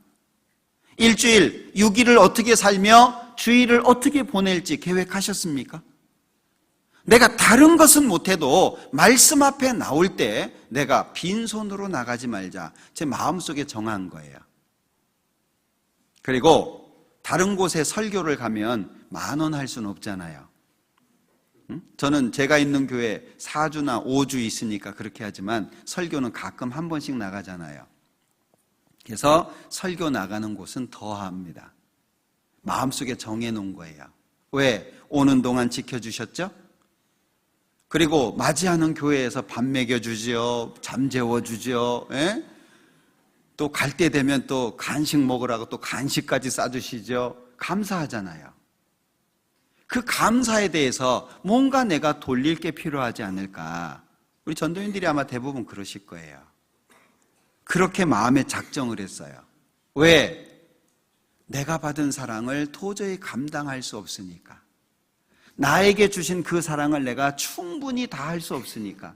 작은 삶 속에, 살아가는 삶의 방식 속에 주님을 향한, 주님께 돌리는 은혜를 담자, 그 얘기예요. 그 작은 시간들 속에서. 그러니까 여기 48절에 이에 여자에게 이르시되 내 죄사함을 얻었느니라. 결국에 이 여자가 죄사함까지 연결이 되잖아요. 이런 선을 행해야 죄사함을 받는다, 그 얘기가 아니잖아요. 이 누가복음 7장의 탕감은 사랑과 연결되어 있는 겁니다. 주님을 위해서 무엇을 하는 게 기쁨이냐, 아니면 무거운 짐이냐. 우리 반가운 손님이 집에 오면 어떻게 해요? 음식도 준비하고 선물도 준비하고. 제가 있는 강서교회 형제님 한 분이요, 꼭 집회할 때마다 한 번씩 식사 대접을 하시는 분이 있어요. 꼭 한 번씩 식사 대접을 하시는데, 이분은 자기가 그 준비한 선물이 있어요. 이제 사모님까지 같이 오시는 경우에는 이렇게 목에 두르는 거 있잖아요. 스카프인가요? 뭐 이런 거 하고, 목사님한테는 뭐 넥타이 이렇게 해가지고요, 꼭 그걸 준비해 와요. 그리고 식사 딱 끝나고 나면 본인이 이렇게 딱 선물을 드려요. 와주셔서 감사하다고. 그 모습을 보면은요, 제가 너무 부담이 돼요. 왜냐하면 비싼 곳이거든요. 그분은 괜찮다고 하는데 식사 장소가 비싼 곳이에요. 그러니까 부담스러워요. 그래서 형제님 여기까지 많이 하셨으니까 다음에는 안 하셔도 됩니다. 그럼 꼭 하시는 말씀이 있어요. 제가 이거라도 안 하면 뭘 할까요? 안 시킬 수가 없어요. 연락을 안 할 수가 없어요. 연락하기 전에 본인이 오기도 하지만 안 할 수가 없어요. 목사님, 저는 이거 하면서 기쁨을 얻는데 이거라도 못하면 전 뭐 합니까? 감사합니다. 참 그 마음이 너무 좋더라고요. 그럼 그 마음이 사람 보고 나오는 걸까요? 우리가 뭔가 주님 안에서 하려고 하는 모든 것들은 사람 보고 나오는 게 아니잖아요. 나를 구원해 주신 예수님, 우리 아버지 되시는 하나님, 그분을 향해서 우리의 마음이 넓어지니까 나오는 마음들이잖아요. 그러니까 여기 47절 후반부에 사함을 받은 일이 적은 자는 적게 사랑하느니라. 우리는 그동안 얼만큼 예수님을, 하나님을 사랑하셨습니까? 한번 뒤돌아볼 필요가 있죠. 자, 더러운 죄인을 받아주시는 하나님의 사랑이 내 마음에 얼마나 위로가 되셨습니까? 또는 나 같은 죄인을 구원하기 위해서 예수님이 행하신 수고가 얼마나 감사했나요? 십자가에서의 수치와 모욕, 그리고 고통과 아픔, 그 앞에 얼마나 죄송했나요? 나 대신 죽어가시는 그 예수님, 그 십자가 앞에서 우리는 얼마나 죄송하고 얼마나 감사하고, 그것이 내 마음속에 얼만큼 위로가 됐습니까? 얼만큼. 크다면 우리 주님을 위해서 못할 게 없을 거예요. 어떤 목사님이 설교 중에 그런 얘기를 하시더라고요. 우리 언제 행복하든가요? 그러면서요, 밥 먹으러 가는데 상담해 달라는 거예요. 식사하러 가려고 하는데 상담해 달라는 거예요. 그런데 굶고 상담하면 행복하든가요? 속상하든가요? 저도 그런 적이 있거든요. 식사하려고 그러는데 죄송한데, 중요한데, 미안한데 상담해 주시면 안 되냐고. 그래서 합시다. 그래가지고 상담하잖아요. 그러면은요, 마음이 정말 행복합니다. 진짜 그래요. 그런데 지금 점심시간인데 시계 안 봅니까? 좀 이따 1시간 뒤에 오세요. 이러면 어땠을까요? 그분 상담하러 안 왔겠죠? 제 마음은 늘 고민할 거. 할 걸. 그 한 끼 안 먹는다고 죽지도 않을 건데, 그죠? 한 끼 안 먹으면 살 빠져서 좋은데, 할 걸. 그 생각 들잖아요. 주님을 향한 사랑이 커지면 내가 손해보는 거 아무렇지도 않아요. 내가 주님을 위해서 사는데 내가 어려움 당하는 거 아무렇지도 않아요. 오히려 더 좋아요. 저도 그 마음이 있더라니까요. 그래서 지금도 전설처럼 자랑 삼아 하는 얘기가 하나 있어요. 전설처럼. 옛날에는 수양회 때 상담 많이 했잖아요. 지금 상담 많이 안 하시던데 상담 많이 하세요. 전도인들은 들들 복구하고 있는 거예요. 네, 상담 많이 하세요. 응? 되게 예전에 보면은요, 수양회 때 첫날 같은 경우에는, 저 같은 경우에는 첫날에는 한 12시 정도까지 상담을 했어요. 두 번째 날 되면은 한 2시, 3시 이렇게까지 가요. 셋째 날은 피크입니다. 셋째 날은 보통 5시 넘어야 끝나요, 새벽에. 그러면 상담을 하잖아요. 밥 먹을 시간이 없습니다. 왜냐하면 예전에는, 지금은 한 분 한 분 오지만 그전에는요 이렇게 둘러 있었잖아요. 삥 둘러가지고 자기 상담할 거, 남이 상담하는 거 다 듣잖아요, 그죠? 이분이 상담받고 안 가요. 상담받고 쓰잖아요. 딴 분이 앉아요. 예전에 그랬죠? 그리고 그거 끝나잖아요. 그러면 뭐 점심 어디 있습니까? 저녁이 어디 있습니까? 그럼 옆에서 그래요. 아이고 식사도 못 하셨는데 죄송해서 어떻게 해요? 그리고 앉아요. 그래서 그때는 화장실 갈 때만 양해를 받고 화장실을 가요. 한 번은 상담 다 끝났어요. 12시 정도까지 전도 상담해요. 그 다음부터는 새벽에는 신앙 상담을 주로 많이 오세요. 멀리서 봐요. 아무도 없는 것 같은데 상담 끝나고 짐 쌀라 그러면 한 분 와요. 지켜보고 있는 거예요. 왜? 누구한테 쉽게 하기 어려운 얘기. 지켜보고 있는 거예요. 그렇게 해서 한 2분 오잖아요. 그럼 그 다음부터는 그냥 상담 끝나면 앉아 있어요. 그럼 알아서 오세요. 이렇게 마지막 상담 딱 끝나고 같이 아침 먹으러 갔던 기억이 있어요. 근데요, 그거 생각만 하면 기뻐요. 뭐 예수님한테 상 받고 이런 문제가 아니고요, 마음에 행복함이 있어요. 그러니까 주님을 사랑하는 마음이 얼만큼이냐에 따라서 내가 수고하고 희생한 거, 그것이 무거운 짐이 아니고 기쁨이 돼요. 그러니까 자식이 커가는 걸 보면서 기쁘잖아요. 부모의 수고가 얼마나 많이 들어갑니까? 근데 자녀가 크면 참, 저희 큰애가 이제 27입니다. 지금 홍천에서 하사관을 하고 있는데 저희 자매하고 이제 얘기를 했어요. 내년에는 시장에 좀 내놓읍시다. 그러면서 이렇게 생각해 보니까요, 야, 얘가 언제 이렇게 컸나? 예? 저하고 저희 집사람하고 의료보험이 그 큰애한테 올라가 있어요. 정말 신기하대요. 야, 얘가 언제 이렇게 커가지고 내가 얘 신세를 벌써부터 지냐? 네?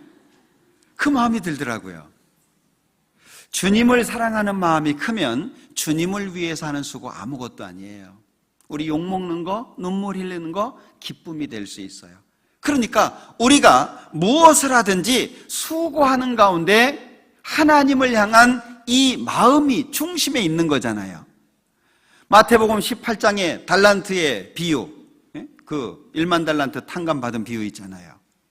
그 안에 1만 달란트가 크면 100데나리온 용서 쉽죠? 그것도 마찬가지예요.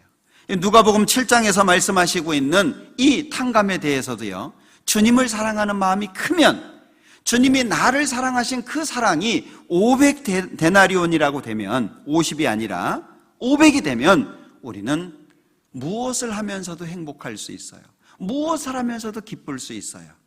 내가 전도하면서 욕먹는 거 기쁠 수 있어요.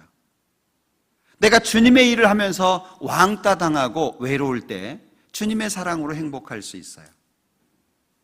제가 그걸 몰랐을 때, 구원받고 얼마 안 됐을 때 회사에서 제가 제일 처음 구원받았거든요. 너무 힘든 거예요. 전도하니까 받아주는 사람은 없어요. 회사에 소문이 났어요. 쟤 따라가면 음란 비디오 보여준다. 참 악하죠. 네? 소문도 그렇게 나고, 쟤 전도하지 못하게 해라. 제가 이제 사람들 휴식 시간이 있잖아요. 모여가지고 이제 커피도 마시고 이러는데 자판기 앞에 모여 있잖아요. 제가 그 시간에 가면 다 가요. 파해서. 제가 가면 다 파하는 시간이에요. 참 너무 외롭더라고요. 왜 내가 구원을 받았을까? 이런 생각도 해보기도 하고. 예? 그때마다 제가 자주 갔던 곳이 있어요. 회사 옥상이었습니다. 아무도 없는 옥상. 옥상에 올라가면 그 앞에 큰 산이 하나 보여요. 그 산을 보면서요, 하나님한테 원망도 하고 불평도 하고 도와달라고도 하고 그래요. 예? 언제 내가 구원받게 해달라고 기도나 했냐고, 왜 날 구원해가지고 이렇게 힘들게 하냐고 막, 예? 예, 그러기도 하고. 희한한 것은요, 그렇게 마음속에 있는 얘기들을 이렇게 꺼내놓잖아요. 그러면 하나님께서 이렇게 안아주시는 것 같은 느낌을 꼭 받았어요. 신기해요. 그냥 속에 있는 거 막 울기도 정말 많이 울었어요. 예? 근데 하나님이 꼭 안아주시는 것 같은 느낌을 받는 거예요. 내려올 때는 어떻겠어요? 얼굴이 환하겠죠. 사람들이 이상한 거예요. 아니, 저놈이 옥상을 올라갈 때는 얼굴이 찌그러져 있는데 내려올 때 되면 환하거든요. 주님이 나를 얼마나 사랑하셨냐. 제가 신혼여행 갈 때 이 버스에서 노래를 시키더라고요. 그 당시에 저희 어머님이 구원받지 않으신 분이 신혼여행 패키지를 끊어 놓으셨어요. 그래서 제가 이 교회를 못 가고 어쩔 수 없이 거기를 갔는데 힘들더라고요. 거기서도 구원 안 받으신 분들이니까. 버스를 타고 가는데 그 노래를 시키는 거예요. 그래서 저희 집사람하고 둘이 서가지고 노래했잖아요. 포도밭에 포도가 땡글 땡글 땡글 땡글 땡글 땡글 잘도 열렸네. 그래서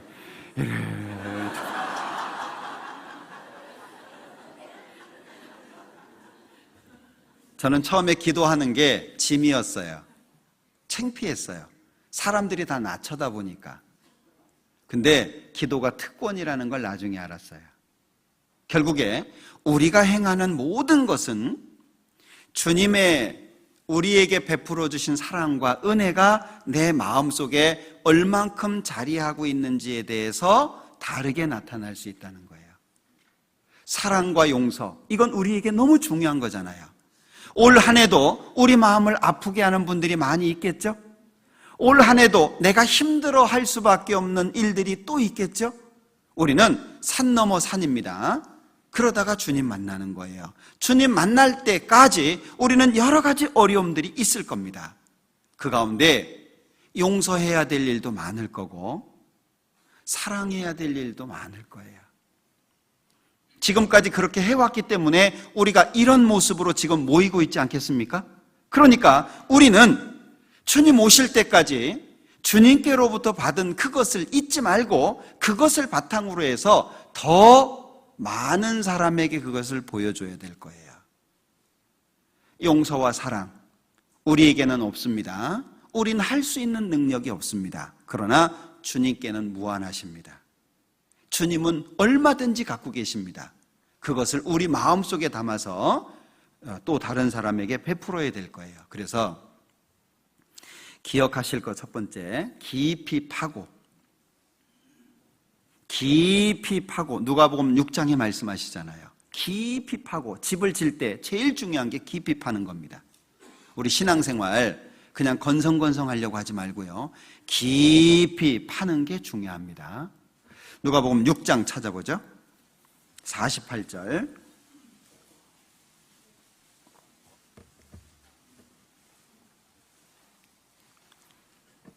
같이 읽습니다.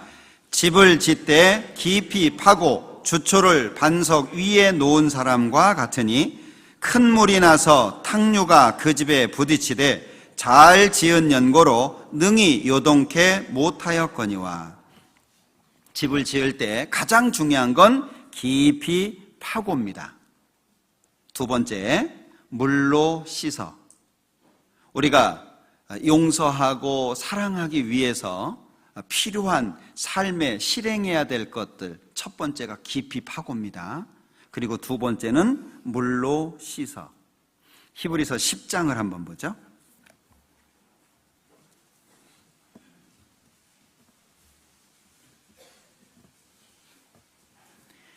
히브리서 10장 22절입니다. 같이 읽죠. 우리가 마음의 뿌림을 받아 양심의 악을 깨닫고 몸을 맑은 물로 씻었으니 참 마음과 온전한 믿음으로 하나님께 나아가자. 여기 마음의 뿌림을 받아 양심의 악을 깨닫고 몸을 맑은 물로 씻었다, 목욕한 겁니다. 물로 씻어 말씀으로 깨끗하게 하사 계속 씻어야 돼요. 우리는 우리의 삶 속에 잘못했던 것들, 실수했던 것들, 이런 것들 다 주님 앞에서 매일매일 씻어야 됩니다. 정금이라고 해도 빛을 잃을 수 있고 유리창도 더러워질 수 있습니다. 계속 닦는 게 중요한 겁니다. 그리고 마지막 세 번째는 볼 수 있는 걸 봐야 되는데, 들을 수 있는 걸 들어야 되는데, 무엇이 복이 있냐? 복이 있도다. 진정한 복이라고 하는 것이 어디에 있는지를 아는 게 필요할 거예요. 마태복음 찾아보죠. 마태복음 13장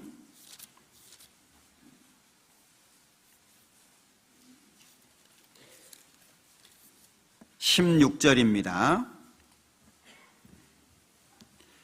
같이 읽죠. 그러나 너희 눈은 봄으로 너희 귀는 들음으로 복이 있도다. 봐야 될 것을 보고 들어야 될 것을 들어야 됩니다. 우리는 보지 말아야 될 것을 보는 경우가 있고 듣지 말아야 될 것을 듣는 경우가 있습니다. 요한복음 9장에 보면 날 때부터 소경된 사람을 예수님이 눈을 띄워주잖아요. 그런데 종교가들은요, 계속 묻습니다. 너 어떻게 눈 떴냐? 예수님이 이렇게 눈 띄워줬습니다. 부모를 데리고 옵니다. 부모한테 가서 정말 네 아들이냐? 안 믿는 거예요. 다시 묻습니다. 어떻게 눈 떴냐? 이상하다. 이 사람이 내 눈을 뜨게 하였으되 당신들이 그가 어디서 왔는지 알지 못하는도다. 예수님이 그 앞에 계시는데도 불구하고 그들은 봐야 될 걸 보지 못하고 들어야 될 걸 듣지 못한 겁니다. 복이 어디에 있습니까? 여기 16절에 말씀한 것처럼 그러나 너희 눈은 봄으로 너희 귀는 들음으로 복이 있도다. 복이 있도다. 들어야 될 것을 듣고 봐야 될 것을 봐야 된다는 것, 이것이 아주 중요할 겁니다. 우리 한 해 동안 해야 될 일이 많습니다. 저는 기대가 됩니다. 하나님께서 우리를 어떤 모양으로 사용하실까? 어떻게 더 우리를 사용하실까? 어느 곳에 우리를 보내실까? 우리가 맡고 있는 일들이 쉽지 않습니다. 우리 주님 오시기 직전에 살고 있습니다.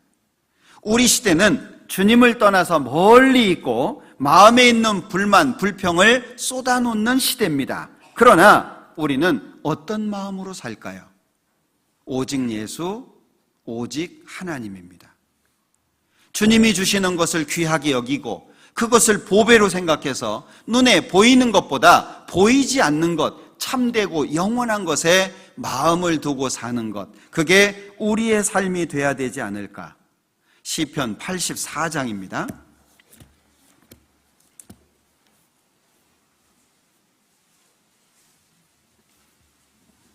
10절, 시편 84장 10절 같이 읽겠습니다. 주의 궁정에서 한 날이 다른 곳에서 첫날보다 나은즉 악인의 장막의 거함보다 내 하나님 문지기로 있는 것이 좋사오니. 우리 한 해 이 마음으로 살았으면 좋겠습니다. 이 마음으로 교제했으면 좋겠습니다. 이 마음으로 서로를 돕고 교회 안에서 봉사하고 희생했으면 좋겠습니다. 오늘의 나를 있게 하신 하나님, 오늘까지 지켜주시고 보호해 주신 하나님, 오늘 이 순간 나를 기쁘게 보시는 그분을 위해서 우리의 남은 생애가 이어져야 될 거라고 생각을 해요. 제가 정말 좋아하는 말씀, 늘 마음속에 담으려고 애쓰는 말씀이 11절입니다. 같이 읽어보죠. 여호와 하나님은 해요 방패시라. 여호와께서 은혜와 영화를 주시며 정직히 행하는 자에게 좋은 것을 아끼지 아니하실 것임이니이다. 여호와 하나님은 해요 방패시라. 해는 공급해 주죠. 방패는 보호해 줍니다. 하나님은 공급하시는 분으로, 하나님은 보호하시는 분으로, 그래서 정직히 행하는 자에게 좋은 것을 아끼지 않는 분이라고 말씀하고 있습니다. 우리 이분을 믿고 2019년 힘차게 살았으면 좋겠습니다. 우리 부산 권역 모든 형제 자매님들 마음속에 올 한 해가 기대가 되고 하나님의 역사로 충만한 시간들 가득 채워지기를 소망합니다. 기도하겠습니다. 우리를 사랑하시는 자비로우신 주님 감사합니다. 한 해를 시작하면서 말씀 앞에 설 수 있도록 도와주시고 또 하나님의 뜻을 발견하며 하나님의 뜻에 순종할 수 있도록 도와주시는 것 참으로 감사합니다. 우리가 살아도 주를 위하여, 죽어도 주를 위하여 우리의 삶이 오직 주님으로 인해서 가능하다는 것을 잊지 않도록 도와주시기를 원합니다. 구원받은 모든 사람 하나님 기억해 주시고 어디에 어떠한 형편에 있든지 말씀 가운데 하나님의 선을 이룰 수 있도록 도와주시고 우리를 통해서 하나님의 계획하신 모든 일들이 성취되기를 원합니다. 해외에서 수고하시는 많은 선교사님들을 기억해 주시고 가족들과 또 함께하는 동역자 형제자매님들을 기억해 주시기를 기도합니다. 동일한 능력, 동일한 은혜로 이끌어 주셔서 하나님의 역사가 2019년도에는 더욱더 활발히 나타나고 잃어진 영혼들이 구원을 받으며 구원받은 사람들이 하나님의 사랑 가운데 양육될 수 있도록 축복해 주시고 도와주시옵소서. 남은 모든 시간들 함께해 주시기를 원하면서 우리를 사랑하시는 예수님의 이름으로 기도합니다. 아멘.